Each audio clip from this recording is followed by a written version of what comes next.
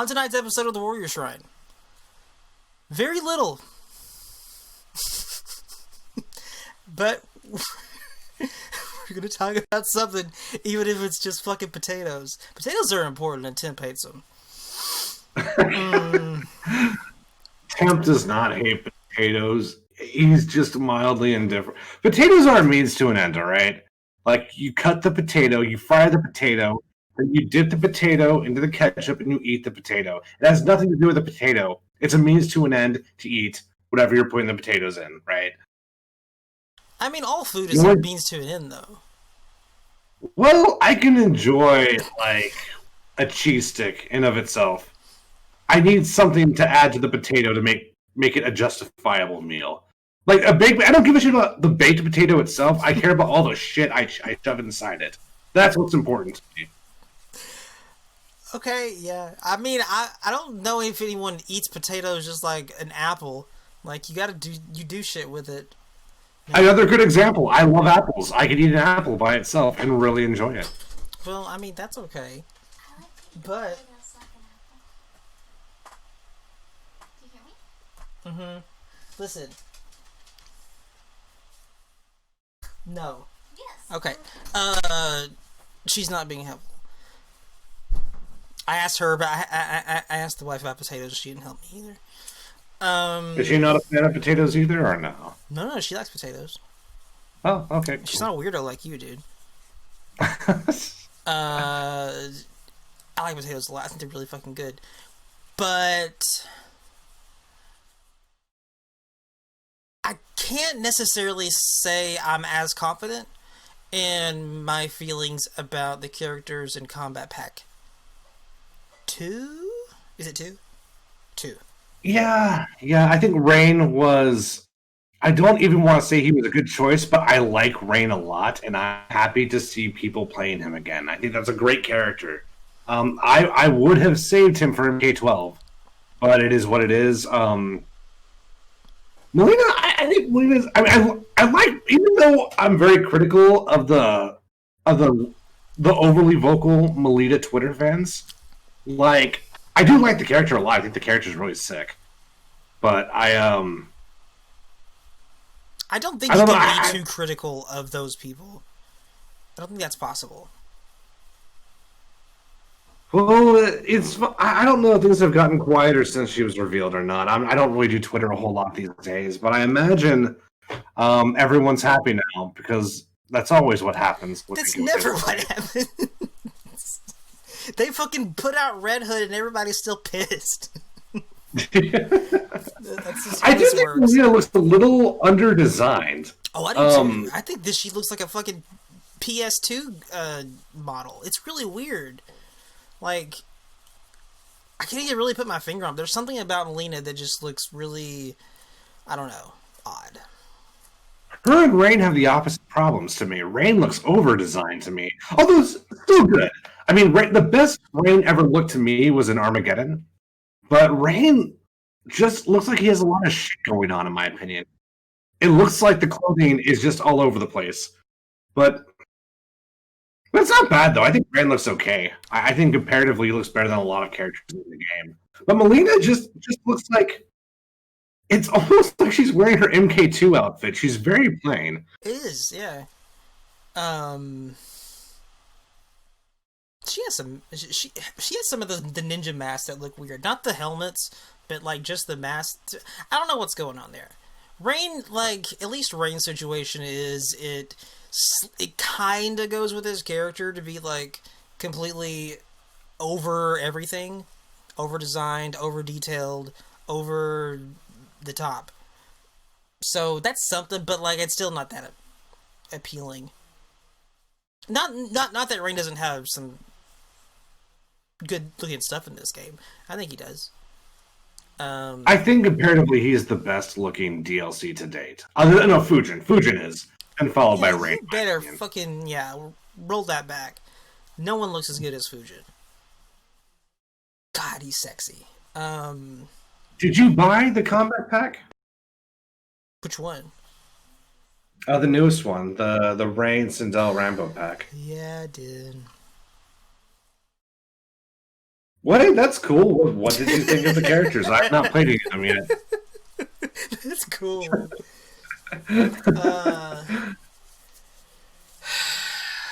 I haven't played that much. I played with Rain just a little bit, and I would have liked to spend more time with him than I did. But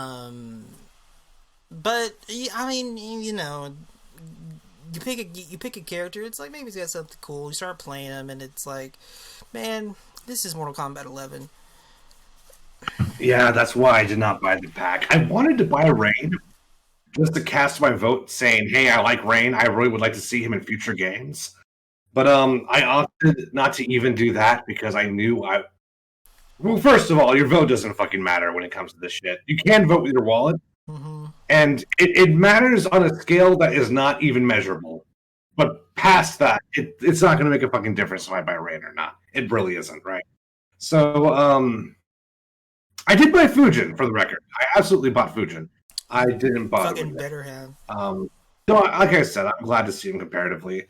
I hope the people who got Melina, like I'm not talking about the Twitter crowd right now. I mean the competitive players who actually really like Melina. Okay. I hope they're digging the character. I hope they really enjoyed that character so far.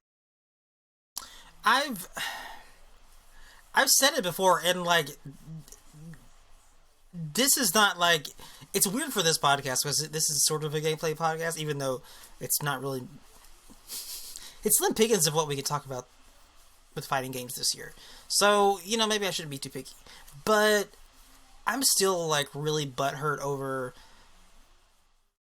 Melina even being in this fucking game.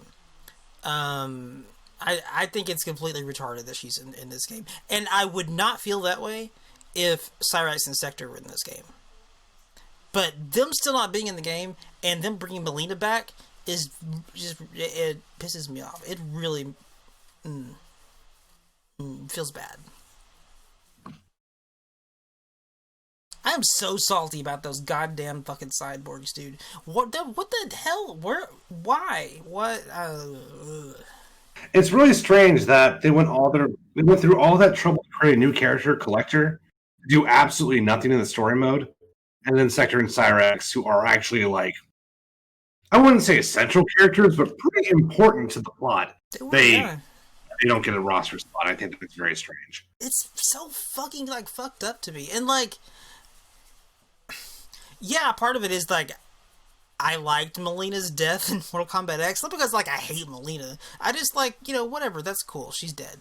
And she kind of went out like a champ or whatever. It's middle of a war, like, whatever. It's kind of fun. But I was like, man, don't bring her back. Do something cool. Or just fucking do the right thing and bring the cyborgs back. Anyway, this is neither here nor there. I'll give them this defense, right? So, you know, we found out not too long ago that Rain was the only character to get a face scan. And Cartuthalo brought that up again in the chat. So it's possible if they were going to add a third character, the only option they had was Melina, because they could use Katana's assets. So that might be why we got Melina. In conjunction with the Twitter chaos, right? So maybe I'll give them a pass on that. But I do agree that putting Melina in the game, after all the horrible things her fan base did, not all of them, a lot of them, and a very significant number of them, I think sets a really bad precedent.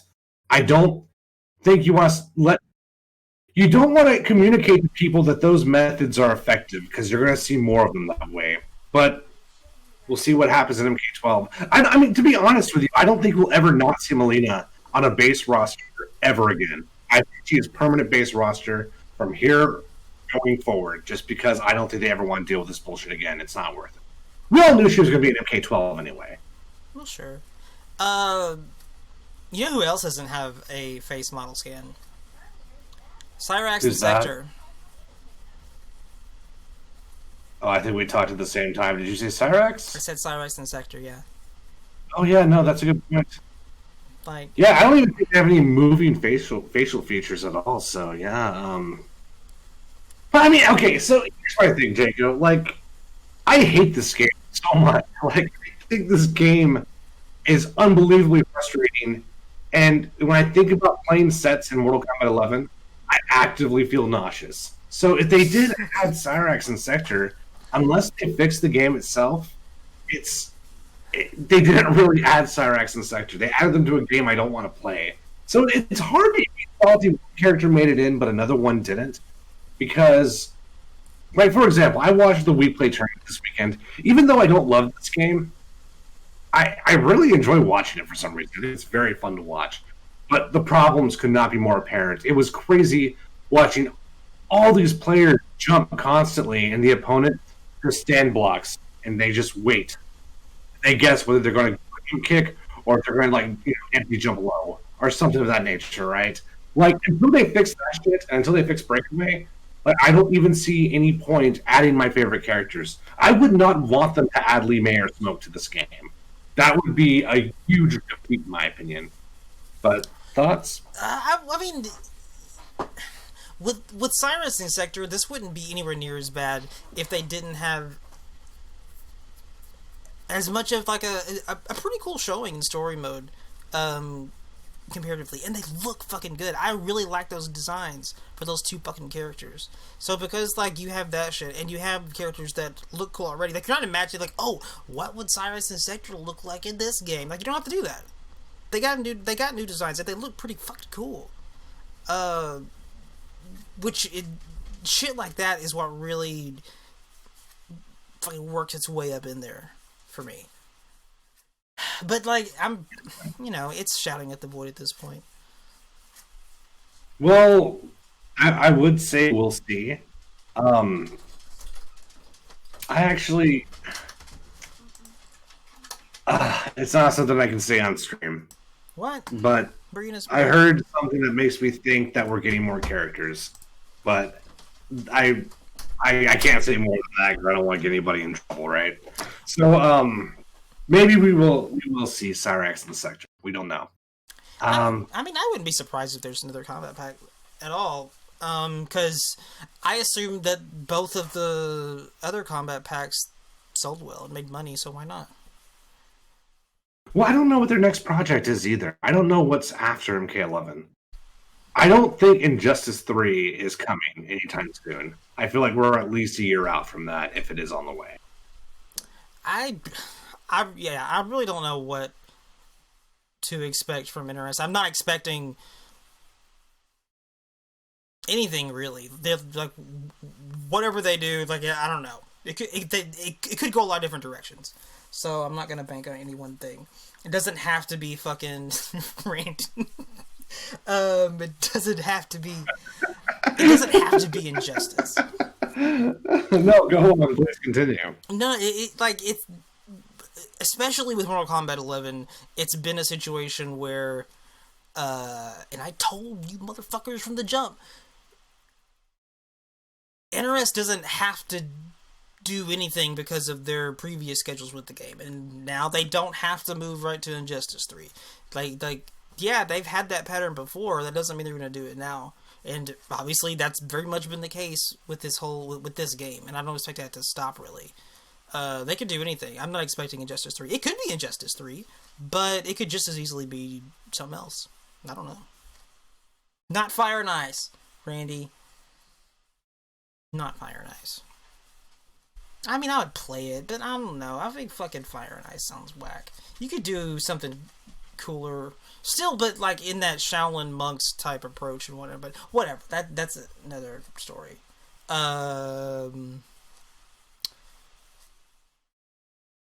Rain looks cool. I don't like Rain's voice though. Rain's voice weirds me out. Well, it's the same thing with the faces, right? I hate when they establish a voice and they completely change it in the next game for no reason. That shit drives me nuts, man. But that stuff's like, it's been there from the beginning. Like, almost every game that's been the case with Mortal Kombat. Fucking, dude, yeah. You saw Kuai Liang in Mortal Kombat 2? His ending? Fuck, dude.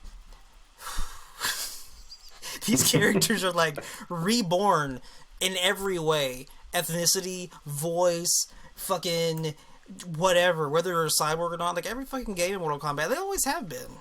Mortal Kombat hasn't been a game you should go to if you like consistency. Ever. But there were always excuses before. In my opinion, good excuses, right? For example, like the classic ones didn't even have voice work. In Mortal Kombat 3, the reason why Sub-Zero magically became white is because that was the John Turk, the actor, was white. So But they they made him didn't half have to American to cast- kind of justify that appearance because they didn't want to, they didn't want to cast someone else. They had their guy, they had their stunt guy. So that just made sense to them in 1995, right? In Deception, there's still things we didn't know about the characters yet. After when MK9 hit, that's when they should have been consistent. And for the most part, I would say they did a pretty decent job going from MK9 to MKX as far as consistency that goes, even if for some reason Kung Lao has a ponytail in the flashback from Mortal Kombat 9. Stuff like that is weird, right? But I don't think they did that bad of a job. And then MK11 comes around and everyone's voice is different. No one has hair anymore. That doesn't make any sense to me, right? Unless you're Scarlet, it all worked out well. Well, Scarlet didn't have, voices. She did not have know. lines before, so that's an easy problem to fix. I mean, you could easily reconcile MK9 Scarlet with modern Scarlet. With, some basic story fill-in-the-blank stuff, right? You could. I'm not one of those guys who's extremely angry about MK11 Scarlet. I think her story is fine. I'm saying that Scarlet, really benefited from getting a new, vocal approach and kind of a new look approach too, and she has some cool fucking hair and all this shit, but the consistency doesn't always add up that way. Yeah, well, doing it with Scarlet and doing it with Kung Lao are just different ball games, because Scarlet was barely a character previously, right? So, God, Kung Lao looks so fucking good in MKX. Yeah, he looks really sick. God, I loved fucking Old Man Kung Lao and the Tournament Kung Lao both. Both of those things look, man, Kung Lao looked good. Sub-Zero looked good too. Wait, what's up? Sub-Zero looked good too. In MKX? MKX, yeah. That game died the death of 1,000 beards. I think Sub-Zero's design would have been okay if every single character didn't have a fucking beard in that game. They might as well have given Katana a beard for all the beards that were in that game. I just think when you give everyone the same beard, everyone looks the same to me. And so I would have rather Sub-Zero either have had a mask or would have had no facial hair at all. Oh, you or mutton chops. Something to separate him from Kenshi. See you, Gab. Later, Gab. Sub's hair was weird though at MKX, which there was a lot of fucking graphical shit that made things look weird in MKX, but his hair kind of looked, both the hair on his head and his beard kind of looked puby. Don't tell Razor this. Razor, don't do that. But it did. It looked weird. So, as far as that goes, I would have been if you're gonna give Sub-Zero a beard, at least make it look good. I'm laughing at Gab's comment. Yeah, well, I mean, that's the thing. If something does look good, it's almost not even a victory, because who knows what it'll look like in the next game, right? So, believe it or not, that's actually all I have to say about the Combat Pack 3. I don't really have that many thoughts. I like Rain, I like Melina. I really do think those are two really cool characters, and I don't think they're bad choices, at least in a vacuum. Rambo, I don't really have anything to say about Rainbow, oh my god. Fucking Rambo. I don't really have anything to say about that character. Shut up, Randy.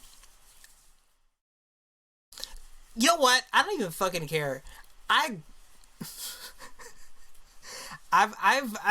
worked on some video games in my life with people that know about video game graphics and shit. I definitely don't. I'm a tard. I still have no fucking idea what ray tracing is. I believe it's when the light moves dynamically with the shadows, depending on what your character's doing or not doing, or what the environment's doing or not doing. That's my understanding of ray tracing. Okay, sounds good to me. All right, sure. Okay, I'm in. Well, that's a good segue. Do you want to talk about the next gen consoles that just came out? Oh boy, let's do that. I mean, what are you gonna say? You have a PS5, right? Yeah, I do. It's really big. It's unbelievably massive. Do you have I the could not digital? believe how big it was when I put it on my. I actually had to move everything on my entertainment center like 6 inches to the right just so there'd be up. Because before that, it was on a shoebox next to my TV stand. So yeah, it's really crazy huge. But I like it so far. The loading is great. It's super quiet, hella quiet. Um, and honestly, it doesn't look that stupid anymore. When you actually have it in your home on a shelf, and you can see it at other angles instead of just the like I've always said, it looks like like an evil Pokemon, like in the screenshots. But we actually own a PS5. It looks like kind of some crazy weird modern art. It's really, dude. It's a weird Trapper Keeper. I'm really happy with my purchase, to be honest with you. I know a lot of people are saying that early adopters are dumb. There's no reason to buy a PS5. Well, Your console's going to catch on fire. I don't buy any of that, to be honest with you. I don't think any of that. I don't think there's any evidence for any of that. I mean, I don't think it's dumb. I don't think it's like an important enough decision in life to warrant being dumb or not. Like, if you want to do it, do it. If you don't want to do it, don't do it. Like, whatever, it's cool. If Did you get the disc version or the digital? Nah, I got the digital. The digital, okay. I mean, yeah, it is weird that people are like so fucking zombie rabid to get these things when there's nothing to play on the fucking shit on the fucking things. But like, I mean, I still get it. It's fine, and I don't know. Maybe it's also like fucking a nice like a thing where people are like, man, fuck this year. I don't even fucking care. I'm gonna get a PS5. I don't care if I have nothing to play on it. I'm getting a PS5. Fuck this year. And boy, people are fucking getting it. Well, that's the hope, right? No, that's not always the case, but I mean, there's only, in my opinion at least, there's only two reasons not to buy a PS5. One is if you literally cannot afford it. That's a really good reason not to buy anything, right? Mm-hmm. The other reason is if there are no games you want to play between now and July. I think that is also a very solid reason not to buy a PS5. But if you want to wait because you're worried about early malfunctions or price drops, like that's not. There's a 1-year warranty on the thing, guys. Right? If your PS5 catches on fire, you call Sony and they give you a new one. Like it's not the honest process, but like I don't know. I think people are kind of they're running from phantoms, in my opinion. I don't think a lot of these concerns are actually real. And to tell you the truth, you're just putting off the inevitable, right? So you decide not to buy a PS5, then you wait a year, you don't play any of your favorite games that you wanted to play on it, and then you buy it for the same price you would have bought it in 2020. So I don't. If you don't want to buy it because you don't like the console, that is a good case to make. If you don't want to buy it because you're broke and maybe 2020 has been hard on you, that's a hell of a good reason not to buy a PS5. But honestly, I think everyone else is just putting off the inevitable. We're going to have to upgrade. There's no stopping it. Well, sure. And I don't think this is going to be controversial. I don't think continuing to make games for the PS4 is necessarily a good thing. I think that's actually probably going to bite us in the ass if we go down that road, because I think the new games are going to struggle to hang on both consoles. And there's a reason why they had to get a third party to make MKX for the Xbox 360, right?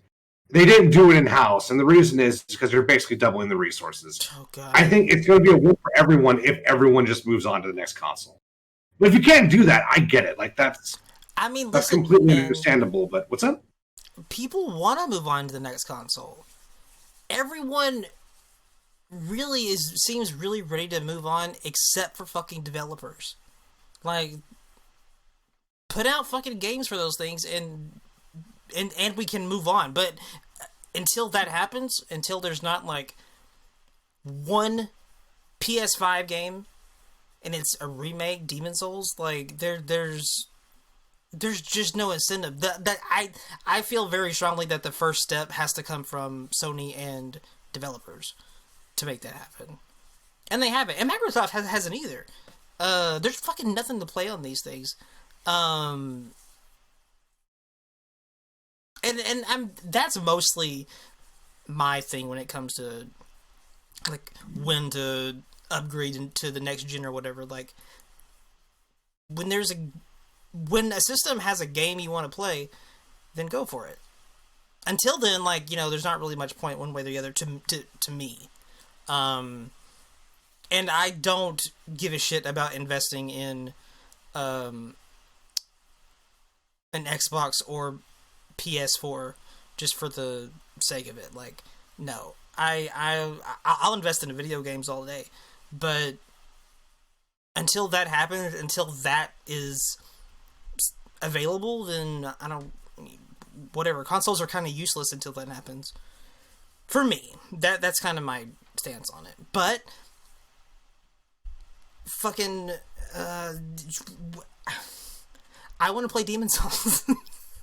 So... Well, that's the thing, right? I did not want to buy a PS5, but then I kind of realized I had to with Guilty Gear. If I wanted to play the best version of Guilty Gear, and Village, Resident Evil 8 is also going to be a big reason to own a next-gen console, because my theory is it's going to be harder to get a console later than it is now, because refund checks are coming in 2 months, and I have a feeling we're going to get one more stimulus before everything is said and done. So it's going to be extremely competitive getting one of these consoles pretty soon. My theory, at least. But I think the number one reason I'm against developers making cross-gen games is just because it is so expensive, and because it's very difficult, and because there's so many restrictions on the old hardware. Like, it's just making everyone's lives harder, and it's making gaming, or maybe not gaming, but it's making game development so much more expensive. So I think for everyone's sake, we should just fucking move on and stop making games for the past generation. Yeah. What's up? But you can understand why they're doing that, though. Like... Well, because no one has a PS5 yet, and they want to sell copies. Right. You gotta go where the fucking people are, and there's, like... 10 times as many people with the PS4 as there are as a PS5 or whatever. Something, you know what I mean. But again, like, I think that would go away once fucking there's next gen games to play, and there's just not, and that's kind of what everything comes down to for me. Well, there's a counter argument to what you just said as well. Let's say a new console comes out and there's 2 games for it. Well, at that point, it's the N64 effect. It's the Pilot Wings effect. It doesn't matter if the games are good. People are going to buy it because it's the only thing available. So if I was a developer, I would want to make my game console exclusive just because I don't have any competition in that console right now. So that makes more sense to me. At least for now. Obviously, this will change quarter 2 2021. But that seems to make the most sense to me. What? Do you remember what some of the launch games for N64 was? I do. There was only 2, so it wasn't hard to remember. Or it stuck with me forever because for a long time it was just Mario 64. Yeah, Mario. And it was Pilot Wings, and that was it. Okay. I don't think we got Mortal Kombat Trilogy till like I want to say like December. It was a good while. Oh god, dude. Don't even talk to me. But dude, fucking Trilogy on the N64 for me, it was bugged. I fucking, like, I got to the fucking end of it and it would just fucking die. I never got an ending from that game. But no, Mario 64, I thought that came out at launch for the 64, but I wasn't quite sure. But that game was sick, and that game was an excellent incentive to go out and get yourself an N64. That's just not the case right now. There's no incentive except just to get the new shit because of that. And I really hate that thing Sony says. You know, fucking invest in us now because great experiences are coming in the future. We promise, wink. Like, fuck you. Where's your experiences? I'm not gonna fucking... What? No. Come out with the experiences, and then I'll fucking support your ass. Especially Sony, because VR was a fucking Resident Evil 7 accessory. Yeah, no. That's the one game I'm really excited about outside of fighting games, right? But For whatever reason, fighting game developers are not announcing anything. Like Halo 15 is going to be the first announcement in a very long time for a new IP or for a new franchise installment, right? So I don't know what's up with that, but we really need Tekken 8. I think more than ever we need a new Tekken because Resident Evil Tekken 7 just looks worse by the day. And the loading time literally killed the game on the Discord. It's literally just me and Don 4 again on Tekken. And Pot also will play on request, but yeah, the loading times really hurt that game. So it's time to move on for Tekken. We can't do Tekken 7 forever. I was kind of bummed when they announced season 4. Or is it 5? I think it's 4. That game is so old. That game has been around for like in one form or another for like I don't know how about 5 years now, yeah. It's I think it's been longer than that though, dude. Like back whenever it was fucking just like whatever, what was it, Fatal Retribution, just the fucking arcades over in Japan for years and shit. Like that's just that game in some form has just been around for a really fucking long time. Yeah, arcade was March 2015. That's when it came out. Was it? Man. So yeah, it's a hella old game at this point. It was 2 years old when I first got to play it on PS4, right?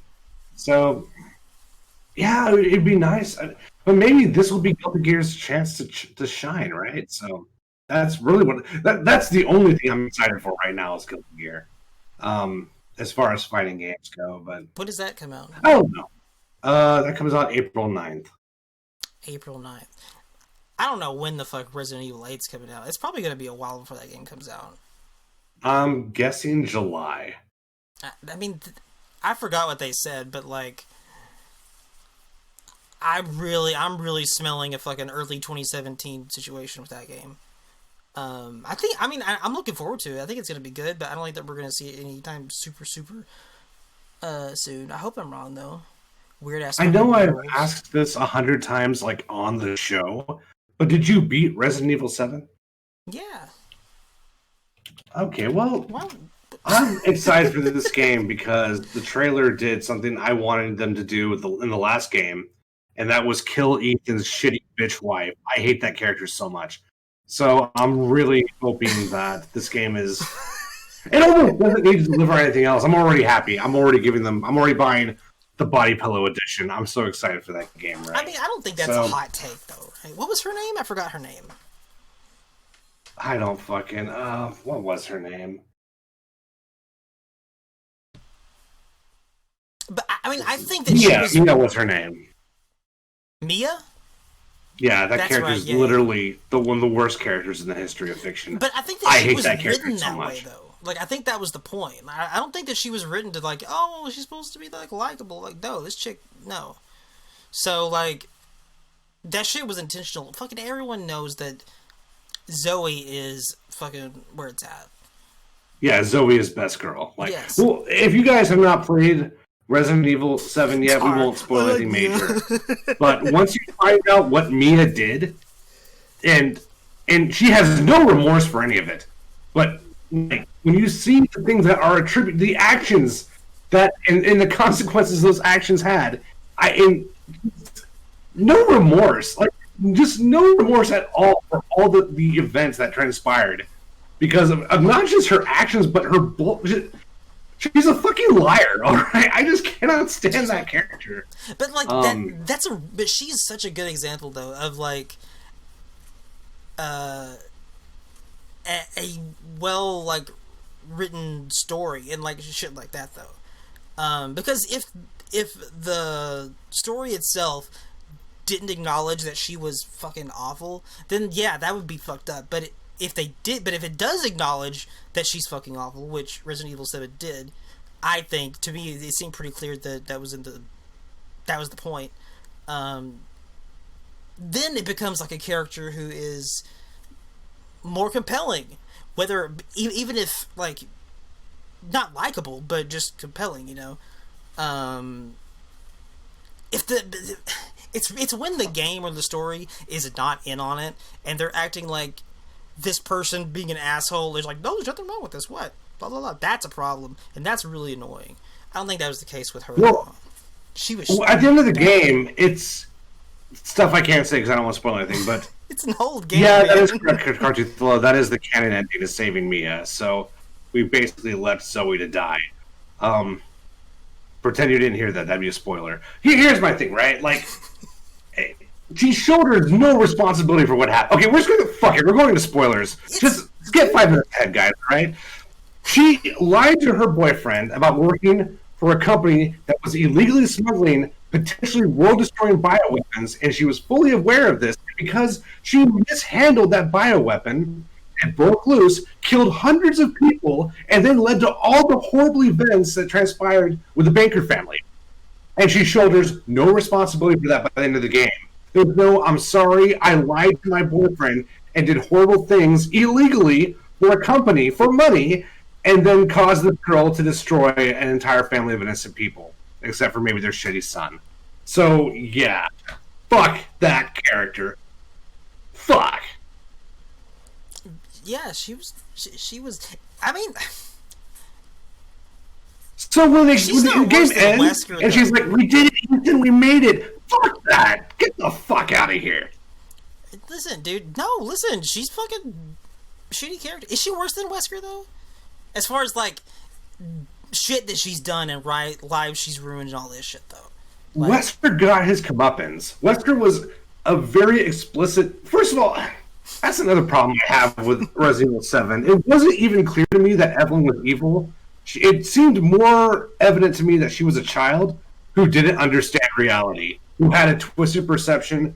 Because she is conceptualizing ideas like family, ideas like love for the first time. So she basically, we have basically like a child god who is exploring these like platonic concepts for the first time ever. It can go badly, and that's precisely what Evelyn was. yeah. So when fucking like, I don't think Evan. so Evelyn when was Mia supposed to be says evil things at like all. "get out of here, you bitch," it just pisses me off. It just yeah. Yeah, I don't. I mean, yeah, I don't think Evelyn was meant to be evil at all.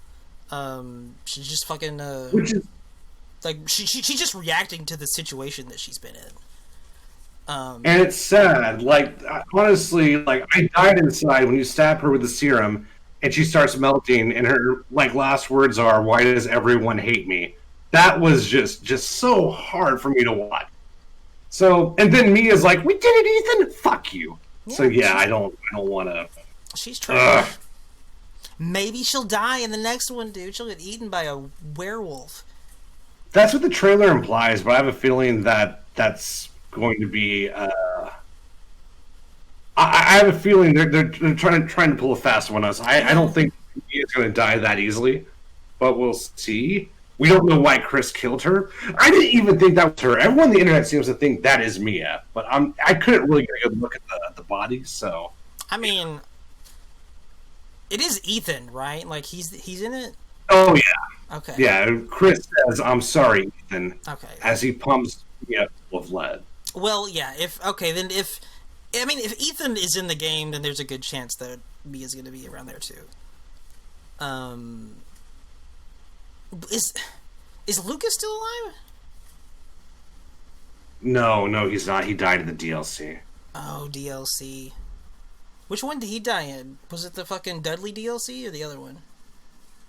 I actually never saw the end of Zoe DLC. I saw Eris play a bit of it. He dies in the Chris Redfield DLC. Okay. All right. I hope that we all covered that under 5 minutes because I don't want to say any more spoilers. It's an Okay, old so- game. They should have played it by now. Come on.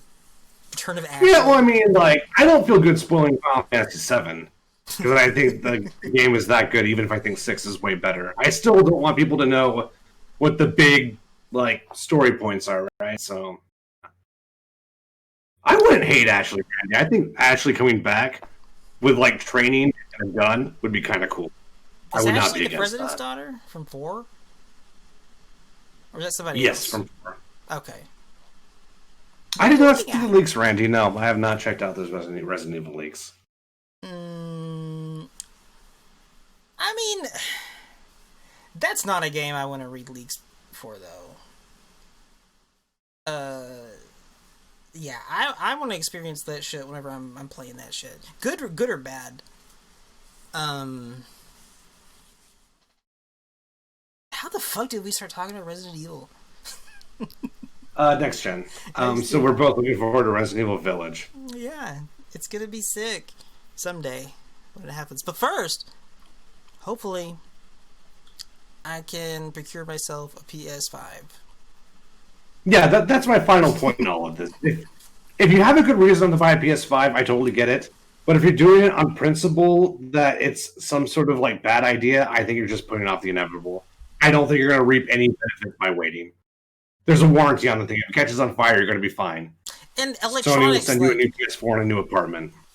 it's consumer electronics, so fucking you can't be like, oh my god, I know as soon as I buy it, it's gonna get a price drop. Like that's fucking gonna happen anyway. It's always fucking happens. That's not a good reason either. Um,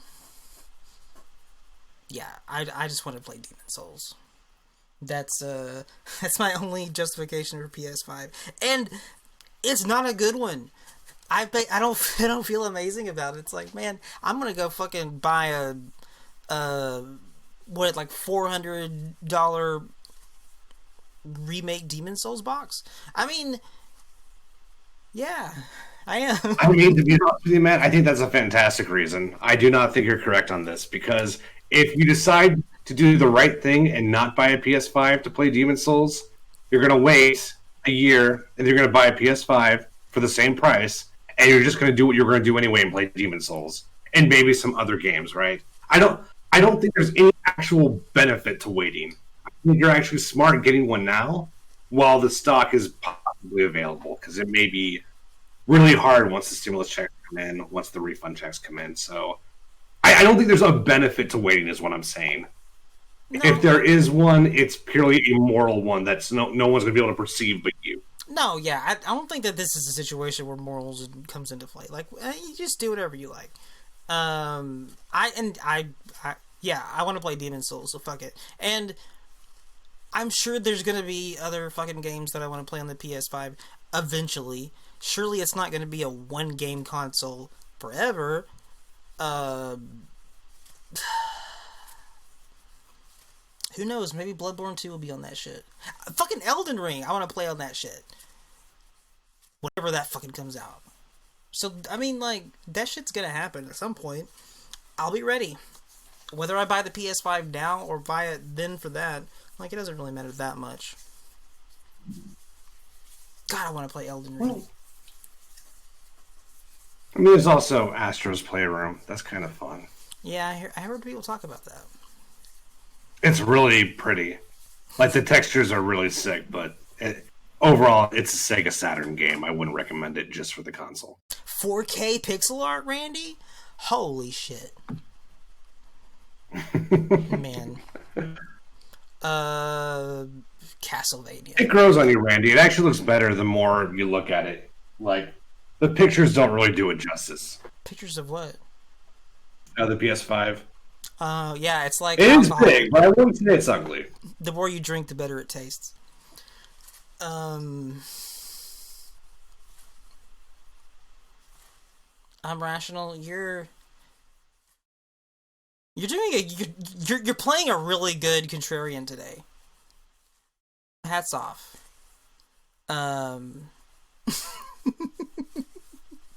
I still think I don't think it looks like a Trapper Keeper, but that's okay. Did you return Cyberbug 27 I have begun the process. Yes, I'm gonna check my email live right now to see if I've heard back from them. Not yet. They better fucking give me this shit back. By the way, how is your sound? Are either one of us clipping chat? Oh my god.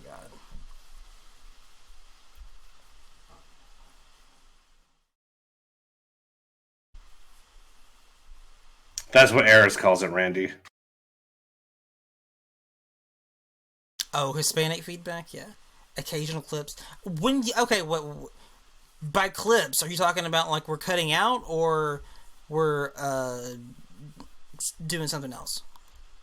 Which one of us is clipping as well? Like, which one of us is is cutting out the most. Also, are there robots?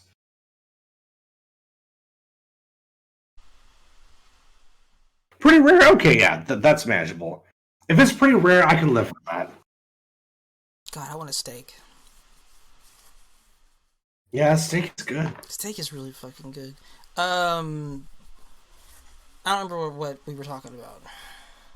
I mean, that's all I really had to say about the PS5, Xbox era stuff. For Guilty Gear, I'm excited, man. I feel like I made a good purchase. I'm really hyped to play that shit in April. Oh, Cyberpunk! That's what I was saying. Yeah. Oh, yes. I'm trying to get the fucking refund.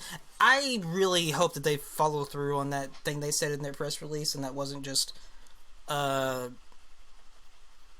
like talk and them trying to save a little bit of face. I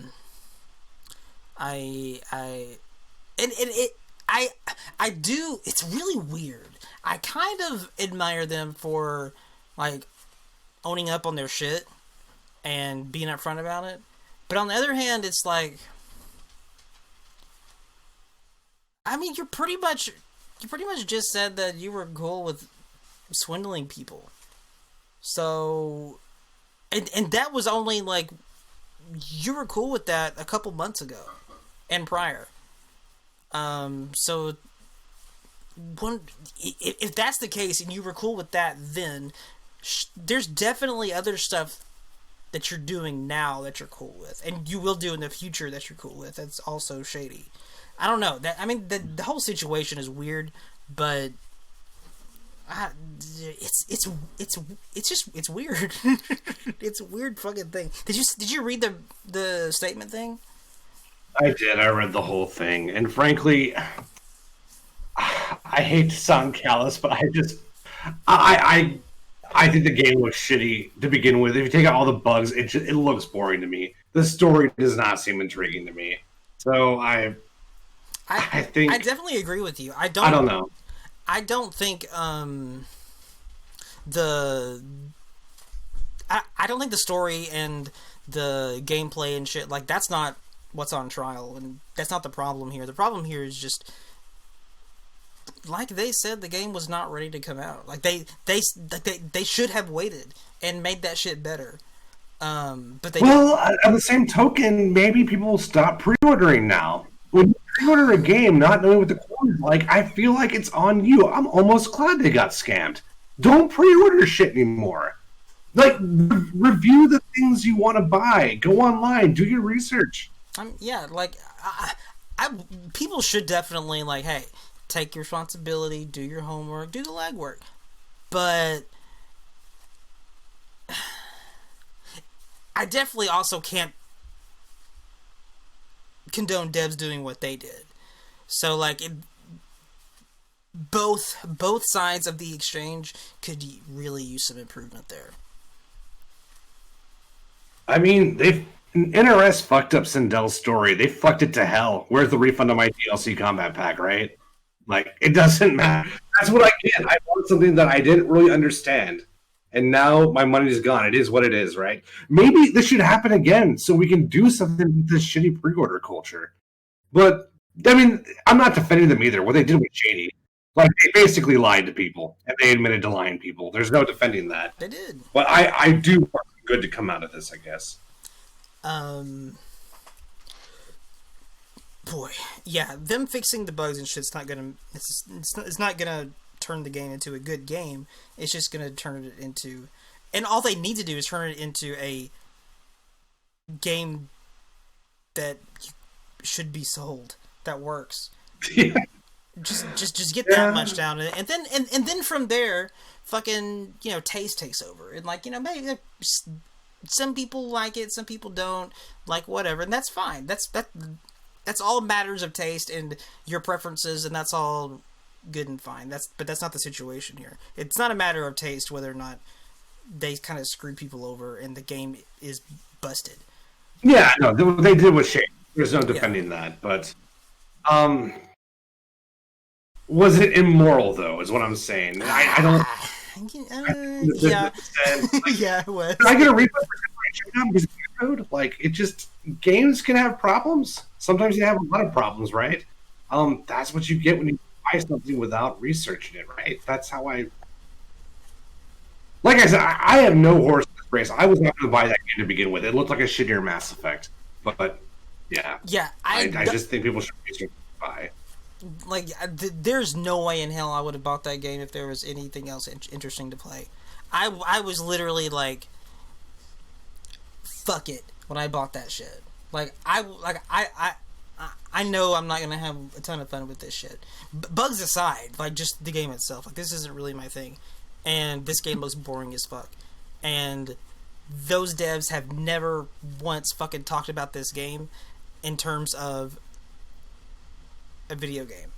So I had no expectations there whatsoever. It's that's Pretty much. It's like, you can drive this car. Yeah, they talk about like so much about like, oh man, look at this cool looking city. You can come over here and you can fucking do this cool thing where people are being edgy and swapping out their body parts for robots, and fucking we're making an anime about it. And like, it's like, dude, where's the fucking game, dude? But you don't need a game because you can give your lady a dick. Where's the game? Shut up, nerd. Okay, cool. You're right. You got me. I'm not a Mass Effect guy. Cartoon Thulu. Dude, they didn't show jack shit about that game's gameplay. That game was never sold on terms of gameplay. That's fine. I'm not saying that you should do that. I prefer it when devs do that. But you can sell your game in any way that you think will put your game in the best light, and they did just that. Although you can't do that when it's false advertising, which that's what they did. As far as the PS4 and Xbox versions go, they definitely did that there. But pastrami, that hour they uploaded, isn't that mostly like talking to characters, and then a gunfight breaks out? Like, it's not, doesn't really. I think my graphics card is resetting right now. Can you guys hear me? I can hear you. Yeah, I've been having issues with my PC. I think my problem with the game in general is I've watched a lot of footage of it, and it's a lot of people talking and occasional gunfire, and then a lot of people talking, and it's not my jam. So yeah, maybe that's what was always the case. I don't know. Fallout has a freedom to it where I can forgive stuff like that. I also I love Mass Effect. I love the old school Mass Effect 1 and 2, right? So I'm not against talking, but there's a moral system in that game that is very engaging. I don't know. I don't see that on the same level for Cyberpunk. No, I mean like. But I'll never know because I didn't buy the game, right? So yeah, like Cyberpunk isn't a game; it's a fucking theme.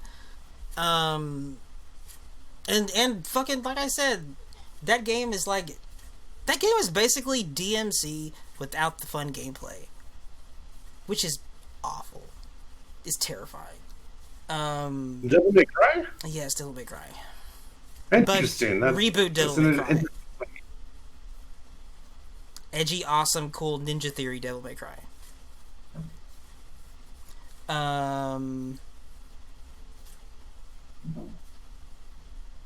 I think that covers everything, honestly. I think that covers... Did you want to move on to questions, or? Yeah, sure, we can do that. Are we able to take a break, or are we uploading this raw? Both. I don't want to upload the final video with like 10 minutes of silence, though, right? I mean, well, no. Or... I'll keep talking. I'll fucking listen. It'll be fine, dude. I want to get. Yes. No, that's fine. You go do your thing. Yeah, I'm just gonna take 5 minutes to go to the restroom and I'll be right back. Have fun.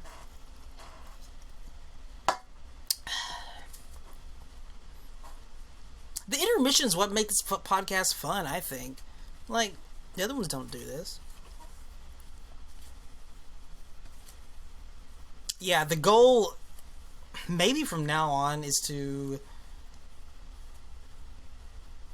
upload these, like, fucking, like, not even editing this shit. Just straight fucking putting it up. Hopefully that helps us get more shrines up and faster. Just, yeah. Which would be great. That would be awesome if we could do that. Editing always just slows everything the fuck down and it becomes a problem. So, whatever. I don't think anybody's gonna mind fucking a little bit more wrong of a thing, though. What do you guys think? Am I wrong? Question started in July. Okay.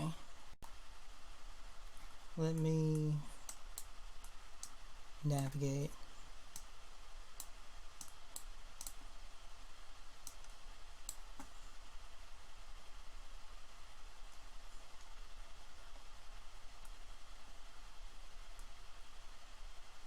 Wild Stallions.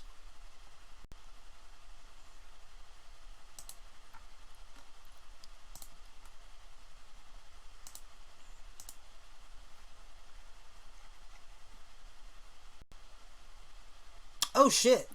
I didn't see this potato pictograph that Temp posted. This is tight. Yeah, new potatoes. That was what I was thinking of. Man, I got to the bottom of it. Hope KP3 leak was true. Serena Smoke, Having, and Deathstroke. Oh, Havoc?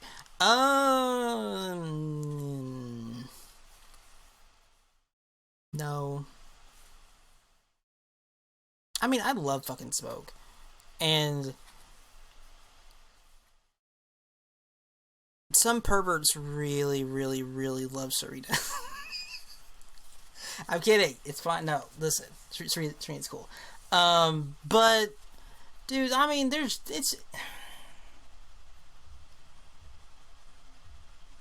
I really wish Takeda could have been in that game. Even knowing now, like, how it's turned out, and it's not, like...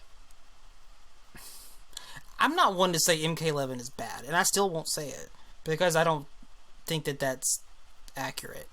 I think there's a lot of middle ground between a game being bad and a game being good, and I think that Mortal Kombat 11 lives in that area somewhere. I don't think the game is bad, but I also just don't think it's that compelling either. Cut those potatoes in half with olive. Yeah, dude, that shit's good.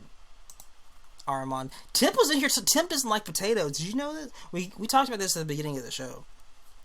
Temp is this weird motherfucker who hates potatoes. I don't know. He needs to pray about it.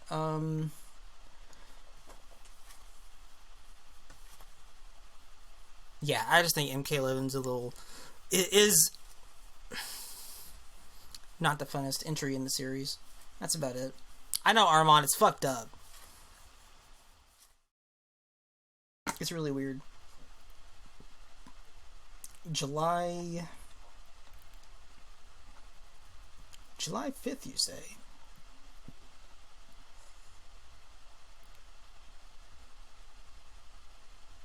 Did you say 5th? Maybe you said something else. 9th. Okay, I see. Yeah, potatoes are S fucking tier. Like, dude, what kind of...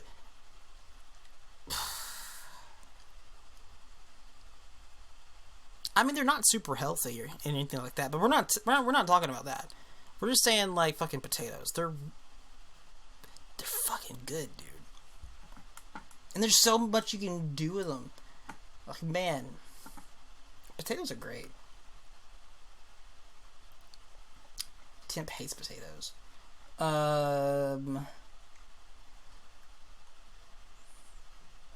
What the fuck? God, there's a lot of questions. There's not that many questions. I'm wrong. That's okay. That means we'll probably get through. Twice baked potatoes are great. I love twice baked potatoes. Yeah, you can do cool shit like with potatoes. You can go from like fucking like French fries, right? French fries are dank. You could do hash browns, really fucking sick. Or you can go to the other end of the spectrum and you could do shit like, I don't know, like twice baked potatoes au gratin. You can do some shit like that. Twice baked is good. I, But it's good I because of all the stuff on it. It's not good because of the potato necessarily. see what I mean, It's a Armand. better texture. You see what I'm talking about? It's fucked up. I told Armand because he wasn't here about you hating potatoes. He's fucking drama. But Aramon, would those cheesy scalloped potatoes be as good if they weren't cheesy? Yeah. That's all I'm saying. Is a potato is a means to an end. I don't love potatoes in and of themselves. I love what they're paired with. Dude, curly fries? I mean, if I have something to dip them in, yeah. Fucking curly Aramon fries, said, dog. yeah. So maybe I need enlightenment on the subject of potatoes, right? But I don't know. I just think potatoes don't do it for me unless I add a lot of unhealthy stuff to them. You getting like hash browns? They're okay, but even that needs ketchup, in my opinion. Or like if I'm eating them with like eggs, Tabasco sauce is pretty good. Tabasco sauce. Yeah. Yeah. Alright, well, listen. We'll make it through this What? somehow. We don't have to break down the show. It's probably a topic. Yeah, probably a topic people feel about. So That's why this. That's why I think this live shit's gonna be a good thing. I think that people will enjoy. Okay, this part's gonna be weird with the live thing. This part where I'm talking about what people's gonna enjoy in the future. Okay, all right. Listen, it's gonna be fun doing intermissions because no one else does that shit and be talking about potatoes. Okay. Questions. Did you see the starting point that Armand pointed out? I did. So we're on July 11th, right? So the first question is from Aramond. Since we all know Sub is the most hated character in modern MK history because of because people hate the Ice Clone, my question is: if you were the Lord Paulo of MK12, how would you balance the Ice Clone to make it less frustrating? I actually did a write-up on how I would redesign all the ninjas for MK12, assuming we're going back to a traditional meter system without the auto recharge. And my solution was he does not have the ice clone by default, but he gets to keep the ice shield. He keeps the ice parry. So every time you land a parry, you stock up on one ice clone, and you can use it without meter. So if you get 3 ice parries, you get 3 ice clones. That was my solution to the problem. Parry. You mean like a like his counter thing? Specifically, MKX's ice shield from the Unbreakable variation. Oh, the weird thing where he like bends over and forms the shield. Okay.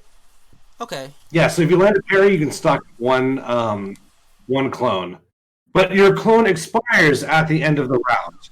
You can't stock them up indefinitely. You have to use it that round. Oh my That was my solution to that. Hang on, my dog's fucking pissed about ice clones.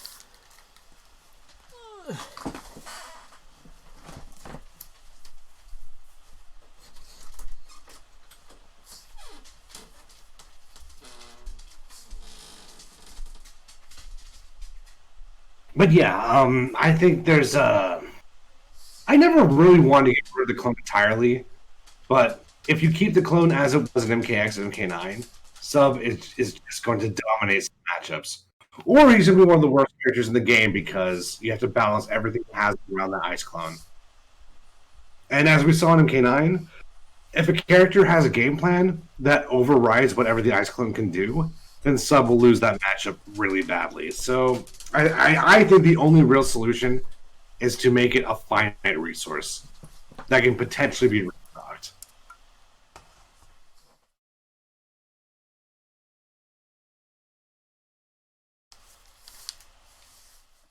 Okay, sorry.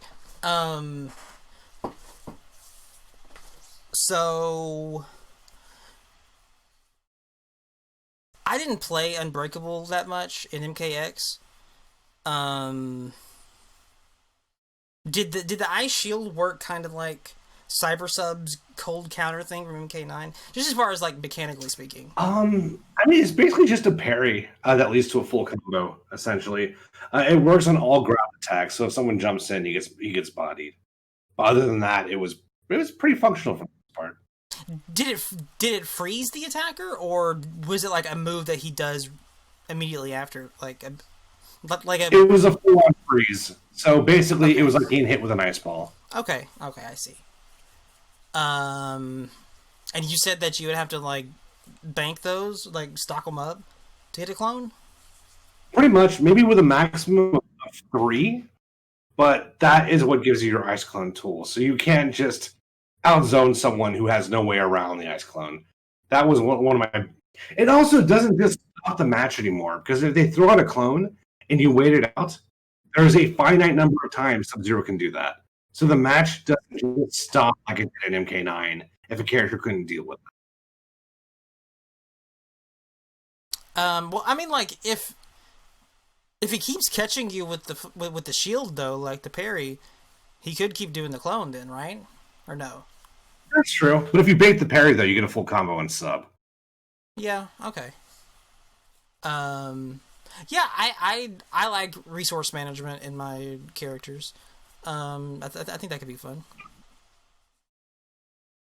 I think the only other solution is to make the ice clone a meter burn special.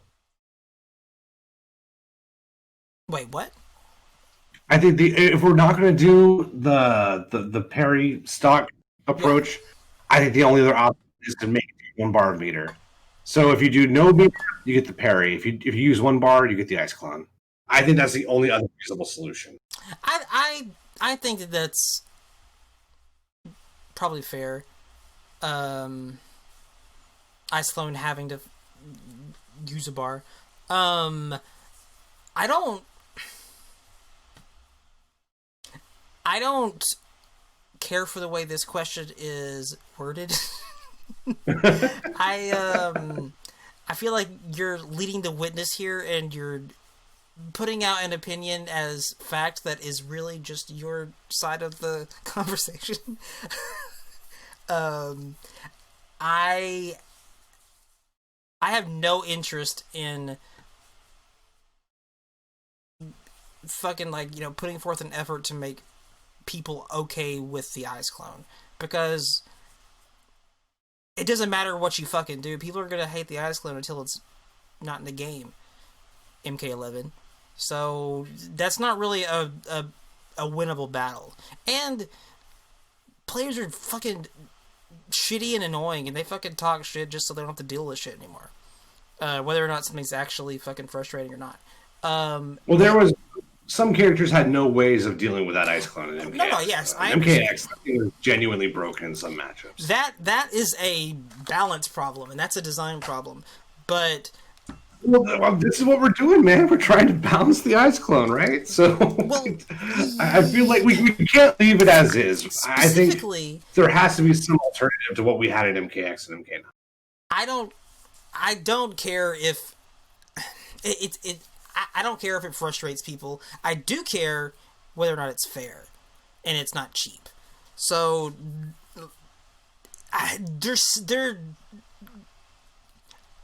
they have overlapping areas, those two things, but they're still different goals. And the one the one that I said is the goal that I would pursue, rather than fucking catering to fucking internet assholes. Especially, man, people just talk a lot of shit.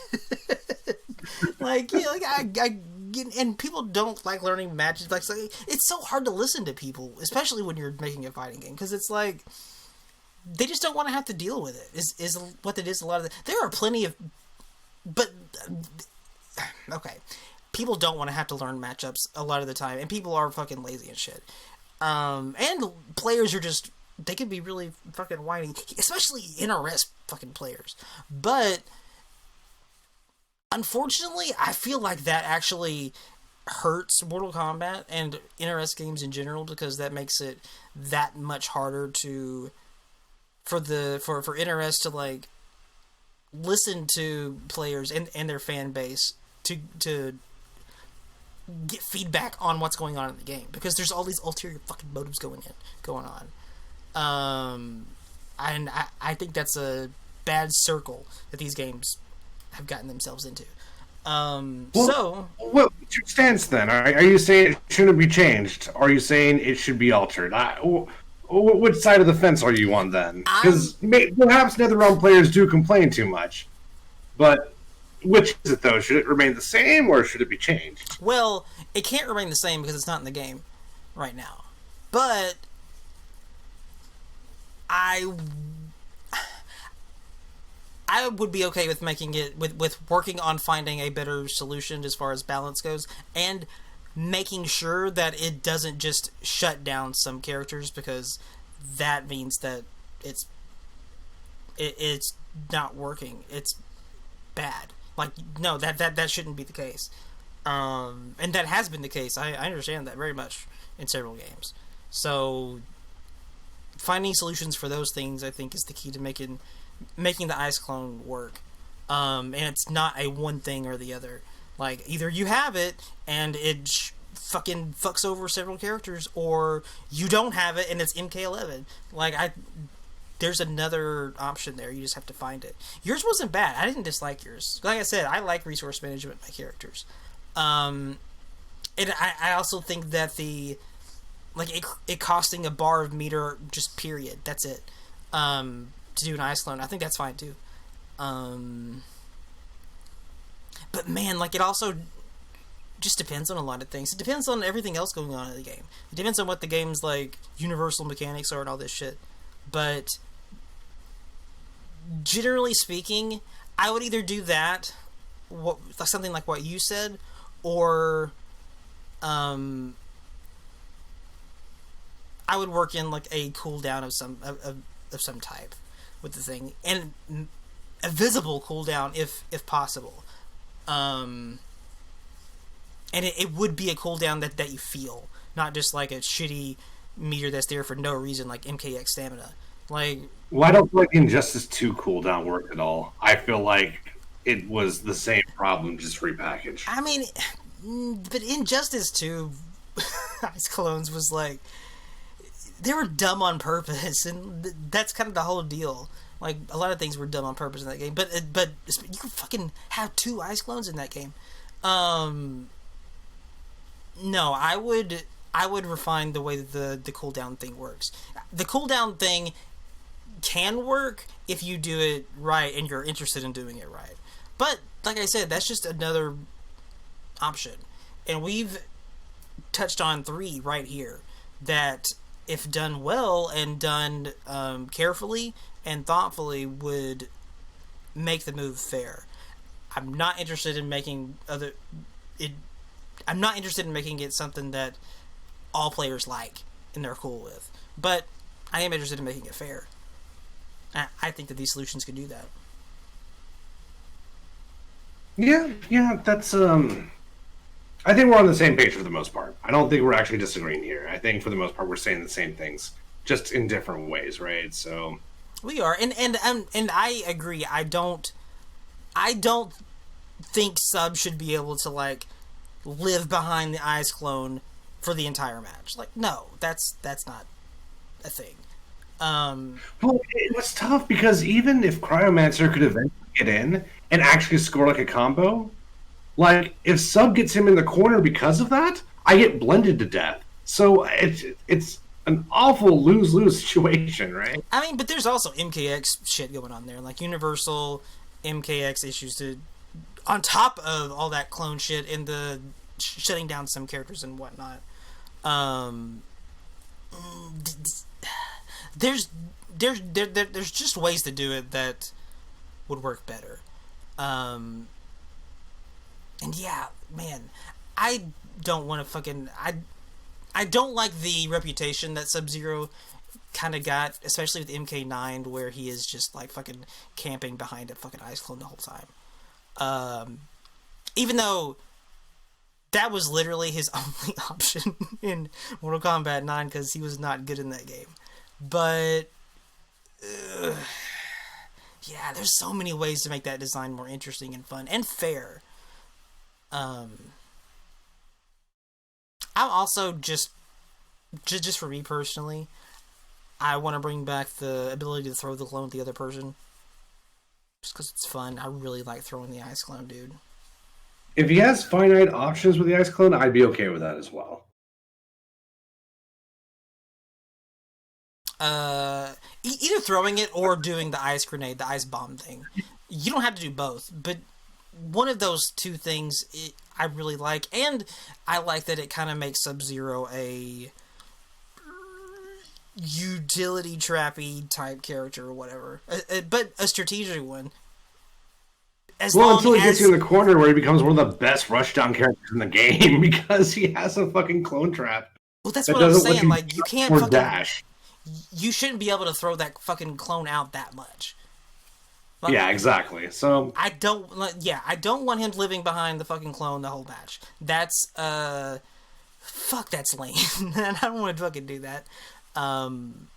So if I think any of these solutions could do that, could fix that problem, and I do want to see that problem fixed.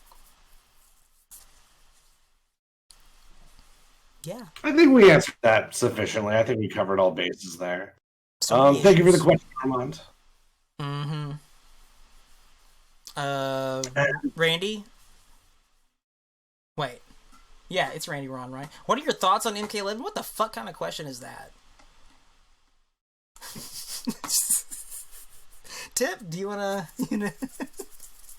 Is that in the chat or is that in the No, that's the thing. That's Randy's question. What are your thoughts on MK11? I skipped too far ahead. What are your thoughts on MK11? I guess in a nutshell, I think anti-airs are not nearly potent enough. Breakaway is dumb. There's not enough combo options. And Fatal Blow does way too much damage for how easy it is to execute and how available it is. And other problems. I think, I mean, I could go on, but not a lot has changed in the last year, unfortunately. Yeah, we've gone on with this question for a year or more now. More than a year. I think we've answered this. I think this question was posted ironically. I think it probably was. So, thanks for your question, Randy. You're cool. Okay. Randy says, what is the number one factor you look for in a character when choosing a main? Lore, appearance, moveset, core values. See, this is a good question, Randy. Man. Temp, I know you've got some feelings about these things, so what do you think? It's almost too many. I almost don't know where to start, but I guess the number one, if we're going just by gameplay, well, that kind of goes against the question. Yeah. I think the number one thing I look at before I have any knowledge of how the character plays is, does the character look cool or stupid? Like, before we even get to lore, I have to like the way my character looks. I have to. I absolutely have to. That was one reason why I never played Zangief in the original Street Fighter. It's just, I have to think my character, because you're going to be looking at that character for hundreds of hours, right? So who did you that say? is a Zangief? big factor. And as far as moveset, I think safety is another big option. I want a character who has a lot of options, and I'm not constantly putting myself in. I don't like characters who have a very poor risk reward. Like high risk, high reward has never been my thing. So that's one reason why I like Rose so much in Street Fighter 4, is because she's low risk, low reward. That's why I like Kung Lao in MK11.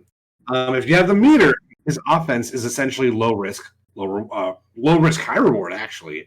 So I would say safety is probably the second thing I look for in a character. But after that, I look at just executables and damage. What can I do when it's my turn to capitalize? If I get a punish, what are my options, and are those options interesting, and are they something that will keep me interested in the character? This is more really specifically to Tekken than I think any other game, right? So these are kind of things I look at with Tekken, but kind of by extension goes to all other fighting games as well. So I would say those are the big three things. Safety, does my character look stupid? Core values is not initially something I look for unless I don't like anyone on the roster. That was the KOF thing. Because I think most of the KOF roster is kind of boring, I gravitated towards the more attractive female characters. Just because if I'm going to be in the lab hours upon hours, at least my character looks, at least I thought she's core attractive. values was Because about. otherwise, what's that? I thought core values was about. Boobs. Yeah, precisely, yeah. Oh, okay. So in KOF, I played Leona, Mai, and King. But King, I actually like. Leona, I actually like as a character. King, I actually like as a character. I could not find a third character, so I defaulted to Mai just because everyone else looks stupid. Because if your character is like has a sex appeal factor, they'll almost never look stupid. Like that usually, like in fighting games, we see this in comics as well. The sexier characters tend to look cooler, and the ones who aren't sexy have to fall completely on their artistic appearance, which is not always good. Sometimes it's Morph from the X-Men cartoon. So you have to, it's not a factor unless I can't find a character I like. That's usually when it turns out. Yeah. Okay, yeah. Django? There's no question about it. Appearance comes first. If your character doesn't look fucking cool on this light screen, the character is not working. Get them off there. Get them out. After that, yeah, you can fucking just. I don't even fucking know. I'm bad at this. This question is bad for me, except for that first part, because they do have to look cool. But I'm also a character loyalist, so that's always kind of fucks with me whenever I'm looking for a new character. It's because it's rare that I am. It's really important to me that they're a ninja. I don't know. It's really weird. Movesets. I think I like trappy characters and shit like that. That I can throw out and kind of like bug people into making mistakes. I think that's a playstyle that I enjoy. I like that. Obviously, I like that with Sub and his options, but I like that with Conrad too. Yeah. Yeah, Conrad is really good at that shit. Even Takeda, I was always worried about neutral jump punch. Always. I was never thinking there may not be a neutral jump punch right now. It was always in the front of my mind when I played against you in that game. And as well it should be.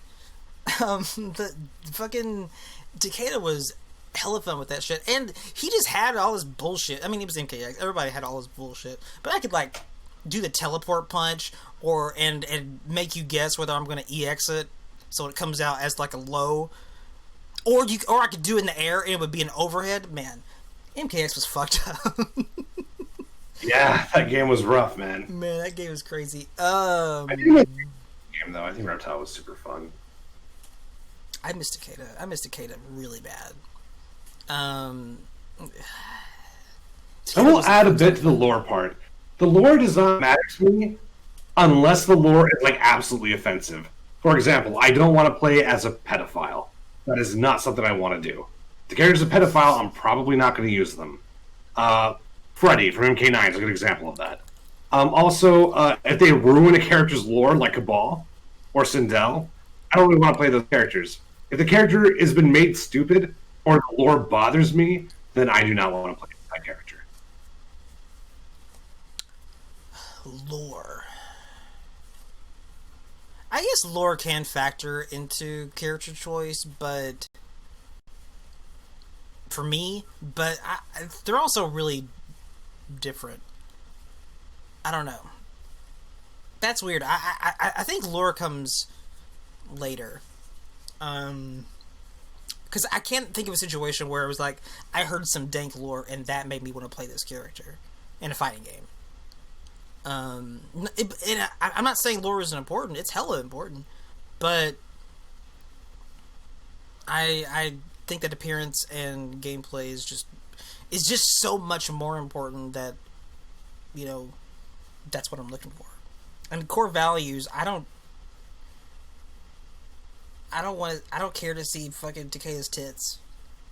That wasn't really aimed at me. I don't think. Yeah, well, that's fair. Sub-Zero did show some cleavage in MKX, I guess. That was important. Yeah. I think that's my deal. Look is so important. It's so fucking important, though. Well, fighting games are interactive art. Like, it's art you can immerse yourself into directly. It's art you can actually connect with, and that's kind of what the whole losing thing is, So I think there's a reason why fighting games have always had like a core like following, is because people like these characters. They like look at these characters. They like spending time with these characters, right? At least that's how it always starts. Yeah.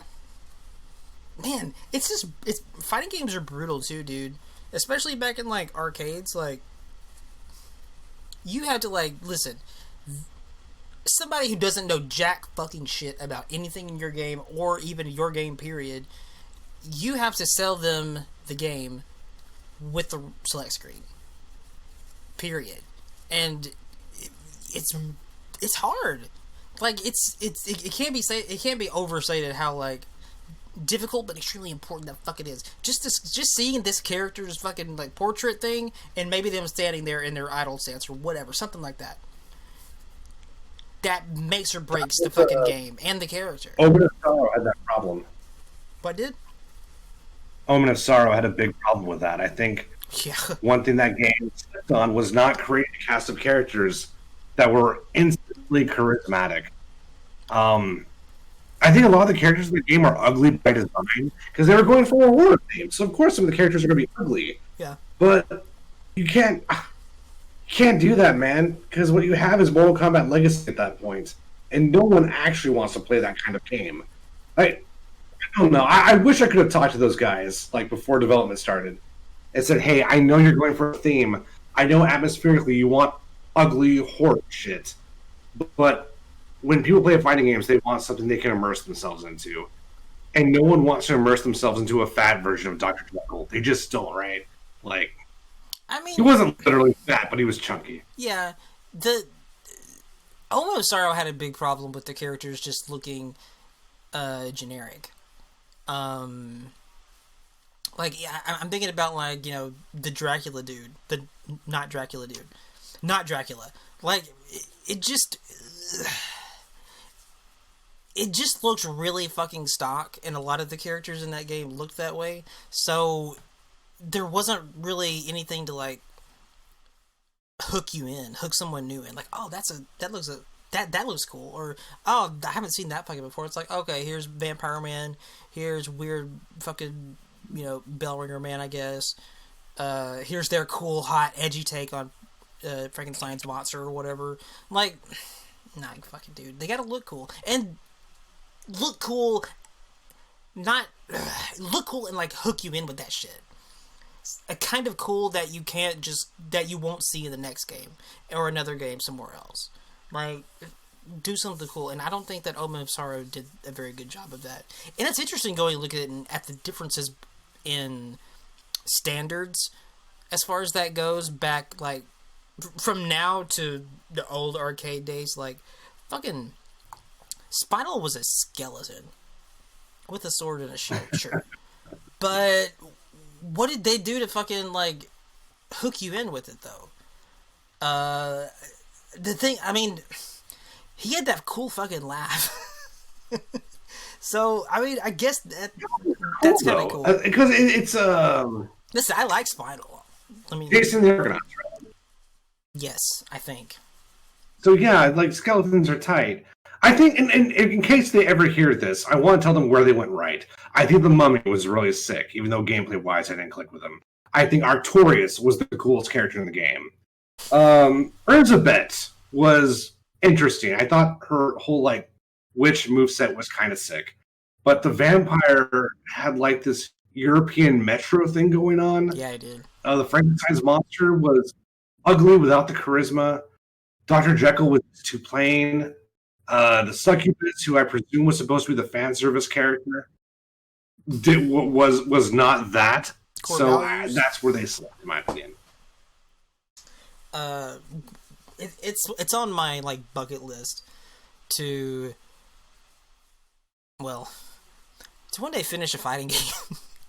That's on that's on there. But in addition to that, is to God, I would love to put Dracula in a fucking game and design that character. That would be so fucking sick. And there's so much cool shit. You can. He's free domain, so you absolutely could do that. Yeah, I could absolutely do that. There's just so much fucking cool shit you could do with that character that isn't just fucking generic ass vampire shit that Omen of Sorrows dude kind of had. Like, there's so much more you could do with that character. Specifically, fucking Dracula. I would love to be able to do that. That would be so tight. He would be sick. Yeah. That's about all I have on that topic. It's a good question, though. It is a good question. It's Those important. are my favorite kinds of questions because they make me think about what I look for in a fighting game, which a lot of it is unconscious or subconscious. Yeah, subconscious. Dude, like, what was that game? Look at Omen of Sorrow's character select screen. The characters like on there. By the way. Oh shit, are we clipping? I'm listening to the stream right now, and I'm hearing a lot of clipping. Chat, how's it sounding to you guys?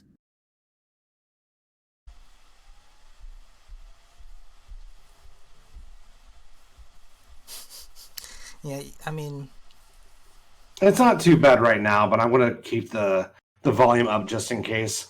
We'll probably close it out soon. Then we'll probably do like 2 more questions to call it a night, and then we'll just have Armand timestamp it. I think I know what might be causing that. So yeah, we can. Well, it was an age-old problem. Honestly, had I known how bad the clipping was in the older Warrior Shrines, I probably would have upgraded my internet sooner. I think there's something I could do for future episodes that'll fix that specific issue. I'll try to get that working for next time. It's not hard. What was I gonna... Fuck, I was gonna say a thing. Oh, yeah, fucking... Well, I think we were done with that question, right? Or was there anything else you wanted to add? I was gonna add, look at Omen of Sorrow's roster and the character select screen, the characters on there, and then go look at Slice, Dice, and Rice's character select screen and its characters on there. Slice, Dice, and Rice is a cool game. I like that game a lot. One of these games did a really fucking good job, in my opinion, of introducing whoever's playing the game to, like, brand new fucking IP, brand new characters, brand new everything. Here you go. Fucking go for it. Here's your character select screens. One of them does a really good job, and the other one is Omen of Sorrow. Yeah, I mean, you don't have to do that now. You can do it for over, but you can do it now. I don't care. That game is sick. I like Slice, Dice, and Rice. Yeah, no, I will look into that for sure. Because, I feel bad for the Omen of Sorrow guys because they made it so far and only to turn into a meme, and I think that was kind of sad. But it is what it is. I mean, you know, Among Us tournament. I don't know. There's not one. I haven't played that game. I haven't played that game. I haven't played fucking Fall Guys. Everyone's been talking about these games, and I haven't tried them yet. Yeah, I think that answered that question. Core values. Thanks, Randy. We'll do 3 more just in case the quality drops again. 3 more? Okay. So, we're on to the next Armand. Go ahead. Is it Armand? Is that question next? It is, yes. Okay. Armand asks, how would you feel about having projectiles colliding in the next MK game? It's a good question. What do you think? I don't know. I really... It's kind of like... If we did it now, would the game be better or worse? I don't know. It might hurt some matchups. I think it would make some styles, like, for example, Sub-Zero kind of relies heavily on trades, right? You have like a 30-frame projectile. Yep.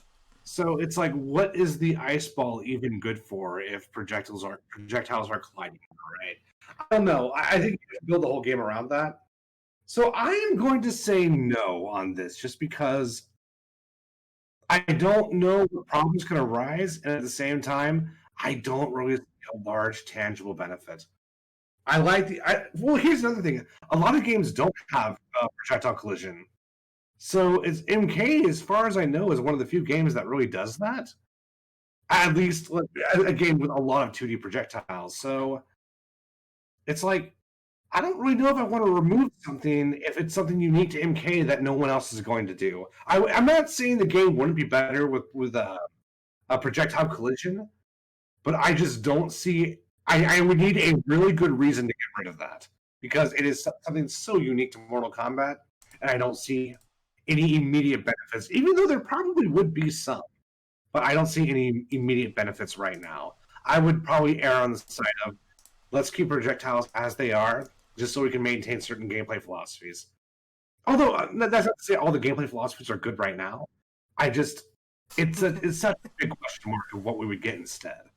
And we would lose that uniqueness that only MK has. At least that I can think of. I can't think of another game that does non-collision projectiles. But Django, what do you got? I don't feel too differently. My response to that question is why? And it's kind of where I'm at. Yeah, like I need to hear a really good answer for that question, and there may be one. Like and there may be people, I can't really think of one off the top of my head. Like you have like a giant benefit, but maybe someone else can. But yeah, until that happens, like, yeah, my question is just why. Armand says in the chat it would help against some NRS zoning that may be overpowered. And I think that is true. There is some dumb zoning in MK11, but to the extent of which it's dumb it's so hotly debated. Rio and M2 David made a video just about this argument, and it ended in a 1-3 between Rio and it ended in a grudge match, basically. So shout out Scartutho for linking that, by the way. That was a really cool video. Yeah, I don't know. It's hard to say how good or bad zoning is in MK11. I had to play more Cetrion. I'd have to play against more Jade. I think Jade's zoning is problematic, but the collision I don't think would change that, because her most problematic projectiles are airborne. So I don't think you would solve that in the Jade case.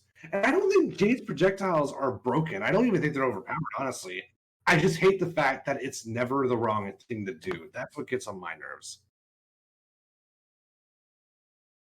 I mean, especially with Mortal Kombat being such a long-running series, and despite its fucking love for inconsistency, it does have some tropes and some rules and shit that have always been centralized to the Mortal Kombat experience. To, like, well, what is MK? And so if you want to change one of those things, you better have a fucking really good reason. And there may be one, but if not, then yeah, I don't think that it's. I don't think it's necessary. I don't think it's a good idea. I would need a specific example. Like, I'm open-minded. Very specific. I am not married to, like, projectile trades at all. Like, I think, it's kind of neutral in my mind. But to get rid of that, I would need to know what the matchups would look like. It's almost like, it reminds me back in MK9 when everyone was complaining about the block button. All the people who were migrating to Mortal Kombat for the new release were saying, like, the block buttons for scrubs, this game would be so much better if you could hold back to block. And we all know that's actually bullshit, by the way. You get destroyed by Malika and Nightwolf. You get killed. Nightwolf has a 10-frame mid-screen lockdown special that is safe on block. You are not holding back to block against Nightwolf. No, and it's just a shitty fucking, like, or it's a dumb thing to fucking say. And a lot of people that said that, well, some people that said that probably were aware of it, but they said it anyway. Like, no, Mortal Kombat wouldn't be better with that. Mortal Kombat would be more like the games you are already comfortable with if it did that. And that's not fucking Mortal Kombat's job to be more like your other games. Fuck off. Like, differences are not a bad thing. And the block button... Shut the fuck up. Yeah. Mortal Kombat has a block button. And projectile trades are sort of in that category, but it's not like... It's not... Like, you can't change this shit. It's just like, there needs to be a really fucking good specific reason. And I don't have one. But Sonya has been mentioned in the chat. Oh, God. Yeah, well, see, the thing is, like, I still think, like, even if you have projectile collisions, Sonya's projectile is so good that she would get hers out before people had a chance to even start that collision war. I think a better solution would just make Sonya's projectile 17 frames like a normal-ass Mortal Kombat character. That's, yeah. Or maybe 15 would be fine, but 12 is dumb. Like, fucking, that... Sonya has, like, some crazy projectiles. Right, okay, so, because of a character's projectile frame data, fuck the mechanic as a whole. Yeah, it's a big jump, right? It's just a very large jump. You know, that might be a little bit of a brute force method. Like, maybe there's another way you could go out that would still solve the problem and not throw away a legacy mechanic. And make you have to redesign an aspect of your whole fucking combat system. Yeah. I'm not scared of Sonya. I have a slide. I am. Car. I think we answered that question I think sufficiently, right? Yeah.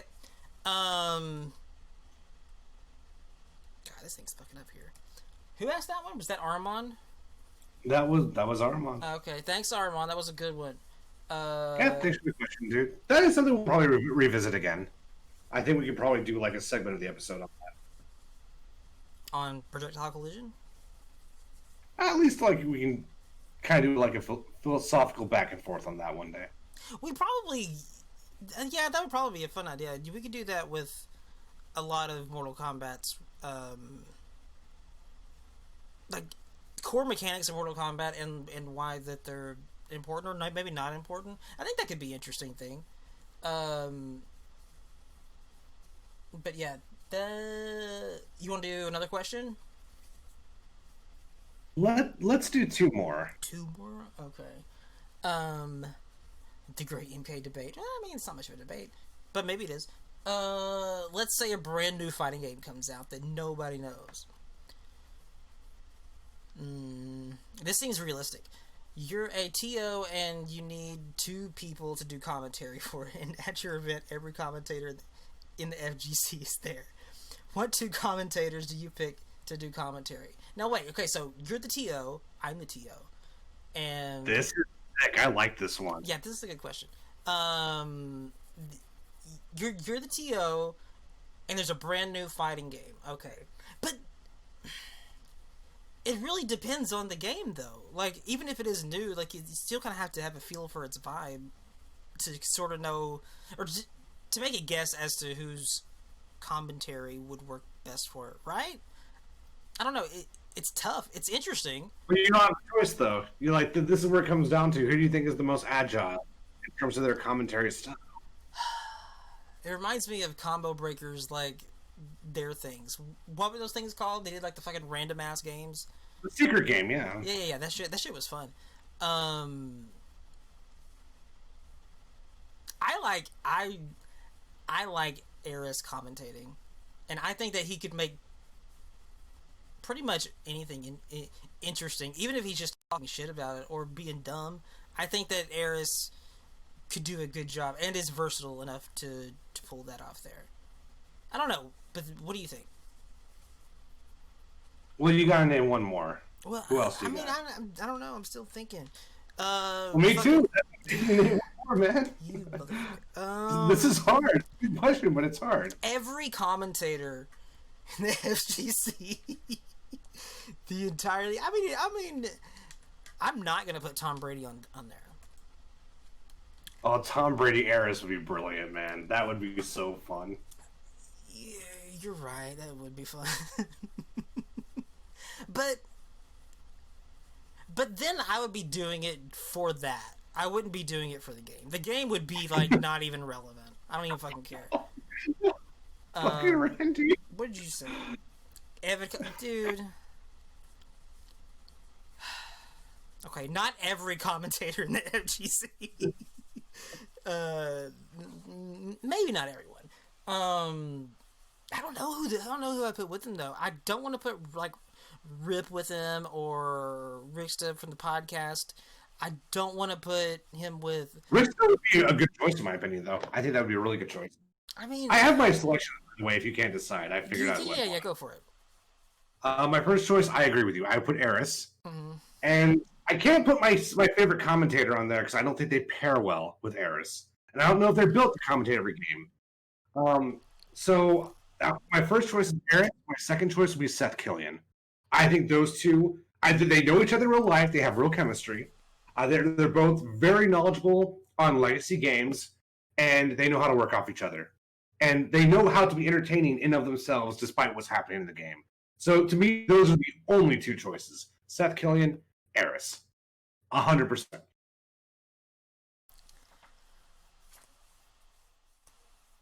I definitely don't want Ultra David. Yeah, I like Ultra David, but I don't want him in this case. No, I think Ultra David is like. I think the way he breaks down games is really interesting, but if it's a new game, I don't think you're going to really get the Ultra David benefits the same way you would with like Seth Killian. Or I like Giuna a lot, man. I think Giuna's great. Like I've been watching so much Anime Illuminati lately. I think Giuna would be a fantastic choice too, but Eris and Seth Killian are my final choices. Hang on, I'm trying to remember this guy's name. Keep talking. Oh, no. Okay, there he is. Boom. Okay, I got it. We're good.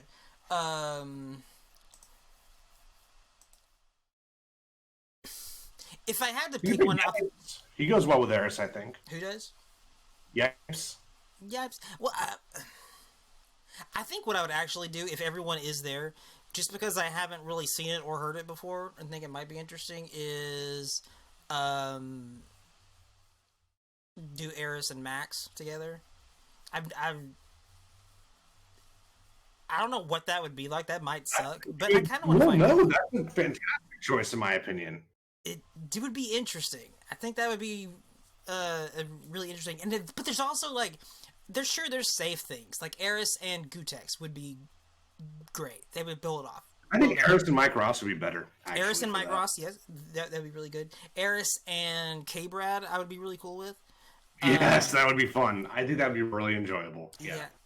There's just fucking a lot of, but I think I'd have to go with Eris and Max. I just want to see it, hear it, whatever. That's a good question. Yeah, but I think we answered that to the best of our abilities. So it's a great question though. But that's all I got. Seth Killian, Eris. Now I want to see this shit happen. That was good. I like how this question thinks outside the bun too. This is a very smart question. I like topics that are fucking like, it doesn't have to be just about shit in the game. Do a bunch of shit outside the game. And this is very important. And fuck, do I miss tournaments, especially this year. That'd be fucking sick. Thanks for the question, Armand. Yeah, thanks, Armand. That is a super good question. I'm the TO. That'd be sick. Okay, the Great Kung Lao question. Do we /FGC let old fighting... why do we /the FGC let old fighting games die? Why we play only the newest stuff while constantly reminiscing about how great previous games were? Why not just keep playing all of them? Do you think official tournaments at fault here? Because it's also used as a form of promotion for a new game, and publishers are just not interested in pushing older games to sell. I mean, yeah, that's definitely a thing. There's fucking fighting games have to make money to fund the next fighting game, so that's a necessary part of the thing. But I don't think people stop playing. As far as players go, I don't think anyone stops playing old fighting games. You just don't see them like in high profile tournaments, even though, and you might actually see them there though. They just won't be like main stage. They'll be like side games or side pots or whatever, and that's cool. I mean, I don't know when, if ever, we're gonna stop seeing people playing like Marvel 2. It's not like main stage at Evo, but it's one of those games that's gonna stick around. And the same goes for like Third Strike and billions of other games. I don't think anybody's stopping playing those games, but I don't know. What do you think, Tim? I think there's a NetherRealm specific answer, and I think there's a general answer to this. The NetherRealm specific answer is that every Mortal Kombat to date, since MK versus DC really, had very serious bugs or problems. And every 4 years, we're hoping the next Mortal Kombat game is going to fix some of those problems. And to be fair, they usually do. MKX did not have an input block. It did not have player one advantage. It didn't have anything like Cabal, mostly. But then MKX took away a lot of our movement options. There were too many 50-50s. No one likes block stun in that game. We miss a lot of our favorite characters. Then MK11 comes around, and we're hoping it'll fix all our problems with MKX. And once again, it does, and it introduces all these big problems. So that's why we can't play the old games with NetherRealm, is because we're taking from Peter to give to Paul in terms of problems, right? That's the NetherRealm specific answer. I firmly believe if MK9 had good netcode and they resolved the bugs and the balance problems, I'm pretty sure that game would still be going hard right now. It would be crazy popular. But yeah, we're not in that. That's an alternate world that was not realized. The general answer is that it's a series of games that came before Street Fighter 4 versus a series of games that came after Street Fighter 4. Street Fighter 4 got replaced by Street Fighter 5 because the roster got bloated and people got tired of the option selects, and they got tired of dealing with things like Elena and Seth.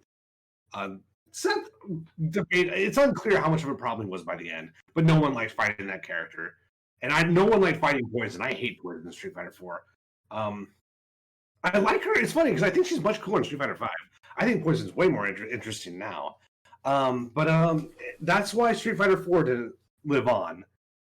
Now, what about games that are pre-Street Fighter 4? Like, the reason why Vampire Savior, the reason no one's playing that game is because outside of Fightcade, there's just no easy way to play that game, right?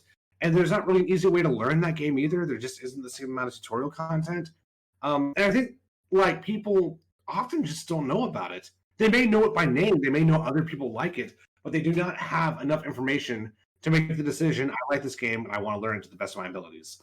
That's another factor. So if you were a fighting game that existed prior to Street Fighter 4, there was no momentum wave to ride like there was for the new Mortal Kombat, like there was for even Samurai Showdown today. For the new Soul Calibur. The new Soul Calibur, believe it or not, competitively, is still going very strong. People love that game.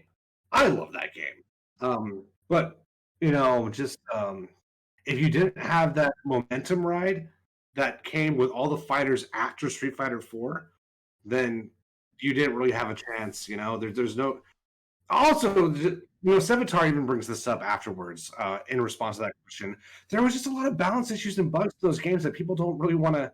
That makes learning the games very hard, because if you do try to go back and learn Third Strike, you have to deal with this shit that is just takes years to learn how to defend against, like Akuma's Tatsu, or Urian's aid setups, or all the Kara throws and shit, or the crazy Oki shit, or just learn how to parry anything in Third Strike. Takes months to years of experience, right? So that is why people don't play the old games.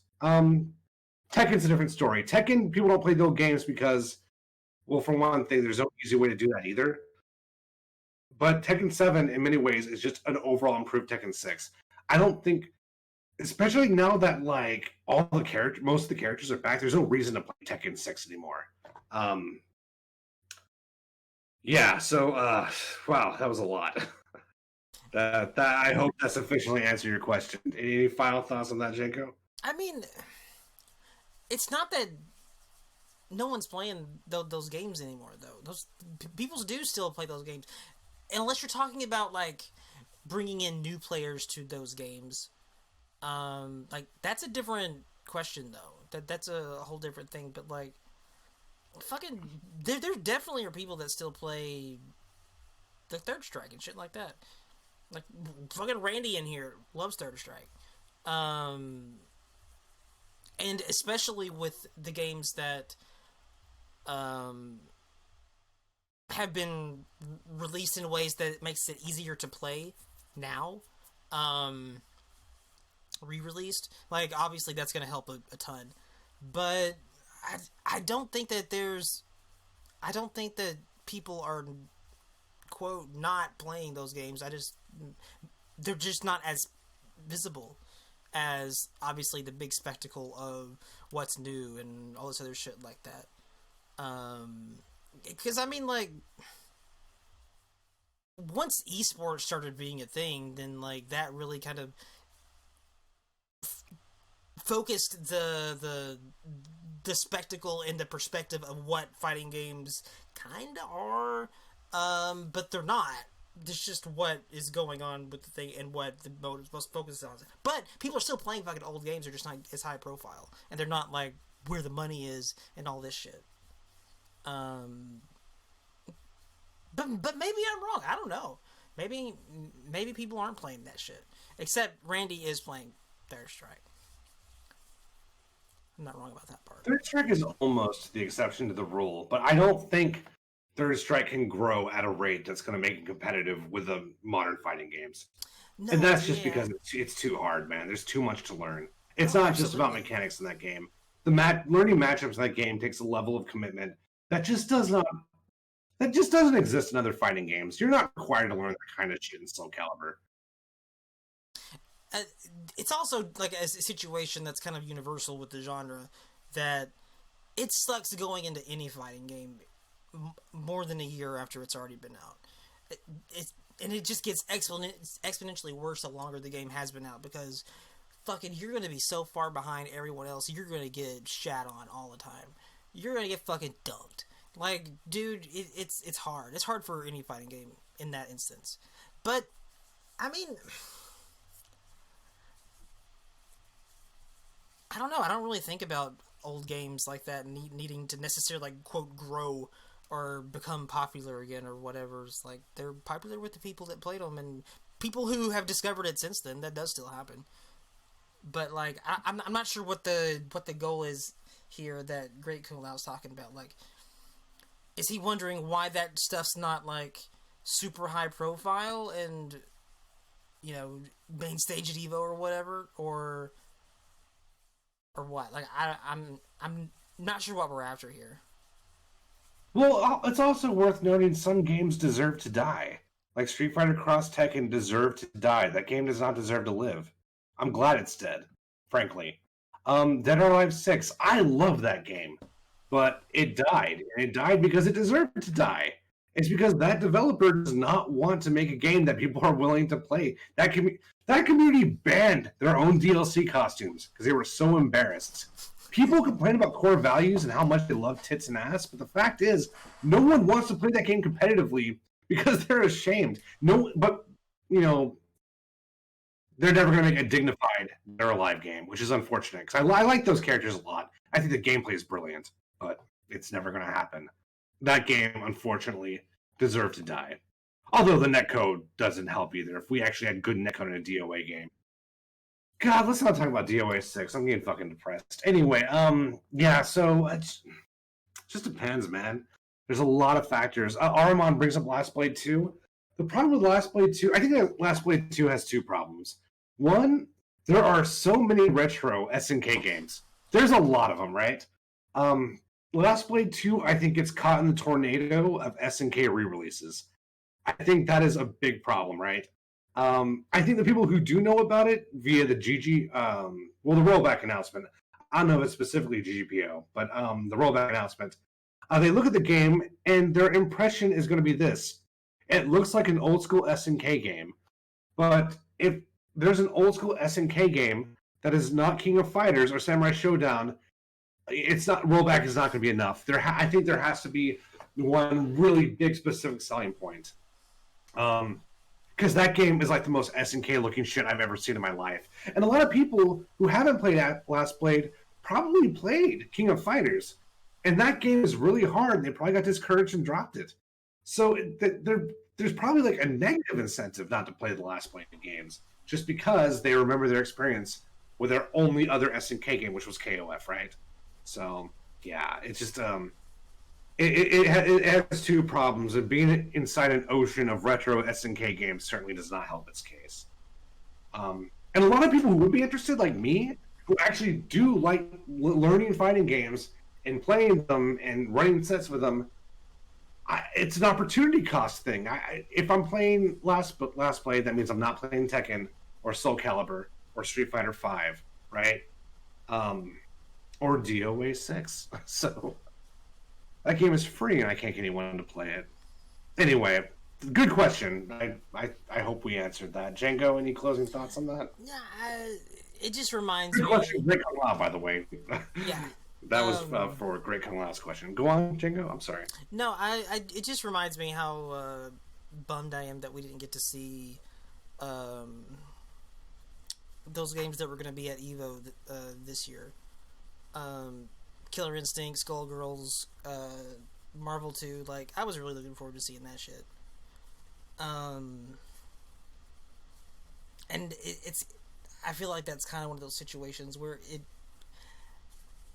I do wish like those games were in the mix as far as that goes at like your EVOs and whatnot, as far as competitive tournaments go, but like not instead of obviously the new shit and whatever is going on. But like, I think, yeah. No, go ahead. I think we were going that direction. I think we were 1 or 2 years away from a retro Evo, where the final game was going to be Marvel 2 and Third Strike. Like, and then there's going to be like Vampire Savior, and it'd be almost impossible to run a Capcom versus SNK tournament just because I don't think you could possibly find that many copies. But I think we were going that direction. But Evo's dead. And perhaps it's good that Evo's dead, but I just want to throw out, like, Evo Sunday is my favorite day of the entire year. And whenever the staff credits roll at the end of Sunday night, I get super depressed.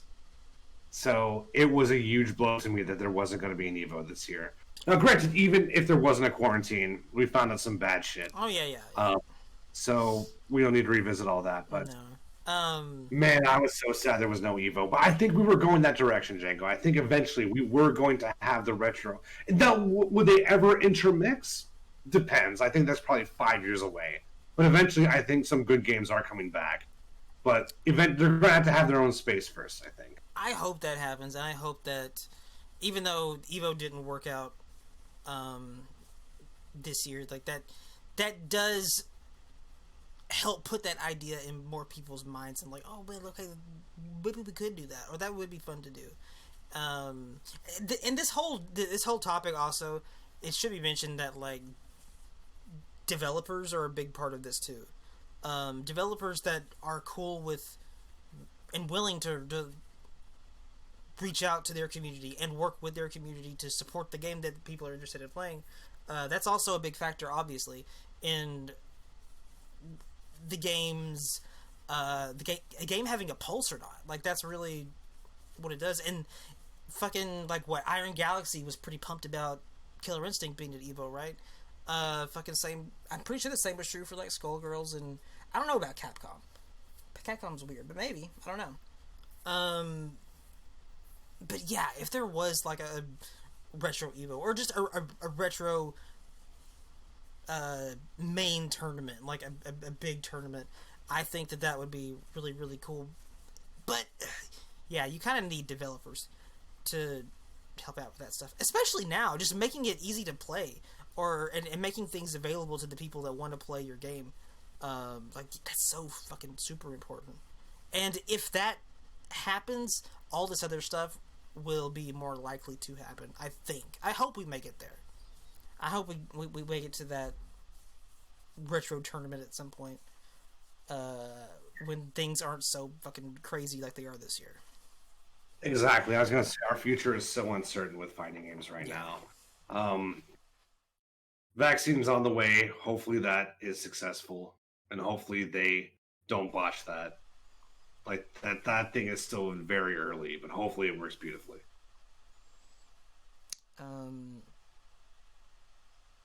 Yeah, I'm if nothing else, I'm just glad that that idea was even happening for a minute, just to plant that retro tournament idea in people's minds and have people thinking about it. People that maybe hadn't thought about it or thought about maybe how it could work logistically before. Like, oh man, now that they've heard it, it's like, oh, that would be cool. Maybe that could be a thing. Maybe what could we do to help make that happen? I hope I hope that happens, and I hope things go that way. We'll see.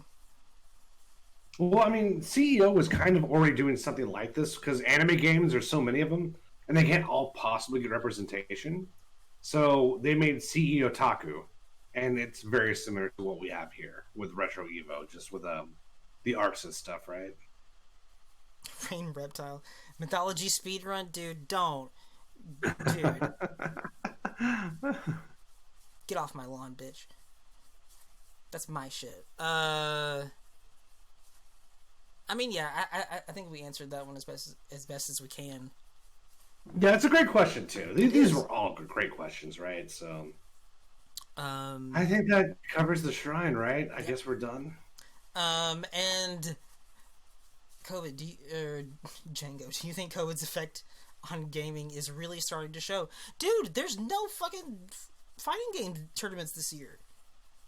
Like, without that shit, you see what this podcast has kind of been trying to do and what's happened to it because of COVID and its effect on competitive fighting games. Yeah, dude, it's not starting to show. It's showing like a fucking 9-month-old baby. You know what I'm talking about. Django, I challenge you. Stop that. You don't want to do that. These were the questions, everybody, though. These were good. Yeah, we definitely appreciate it. I'm going to get this thing up tonight. I'm not editing this shit. That's my goal. Let's see if I do it. And is all the potato shit going to be in the episode, then? Yes, dude. Dude, the potato all shit right. might have been the best part. It was really good, especially the part where you talked about being a weirdo that hates them. Like, it was really good shit. Yeah, thanks for listening, everybody. We'll see you guys next time. Take care, everyone. Bye.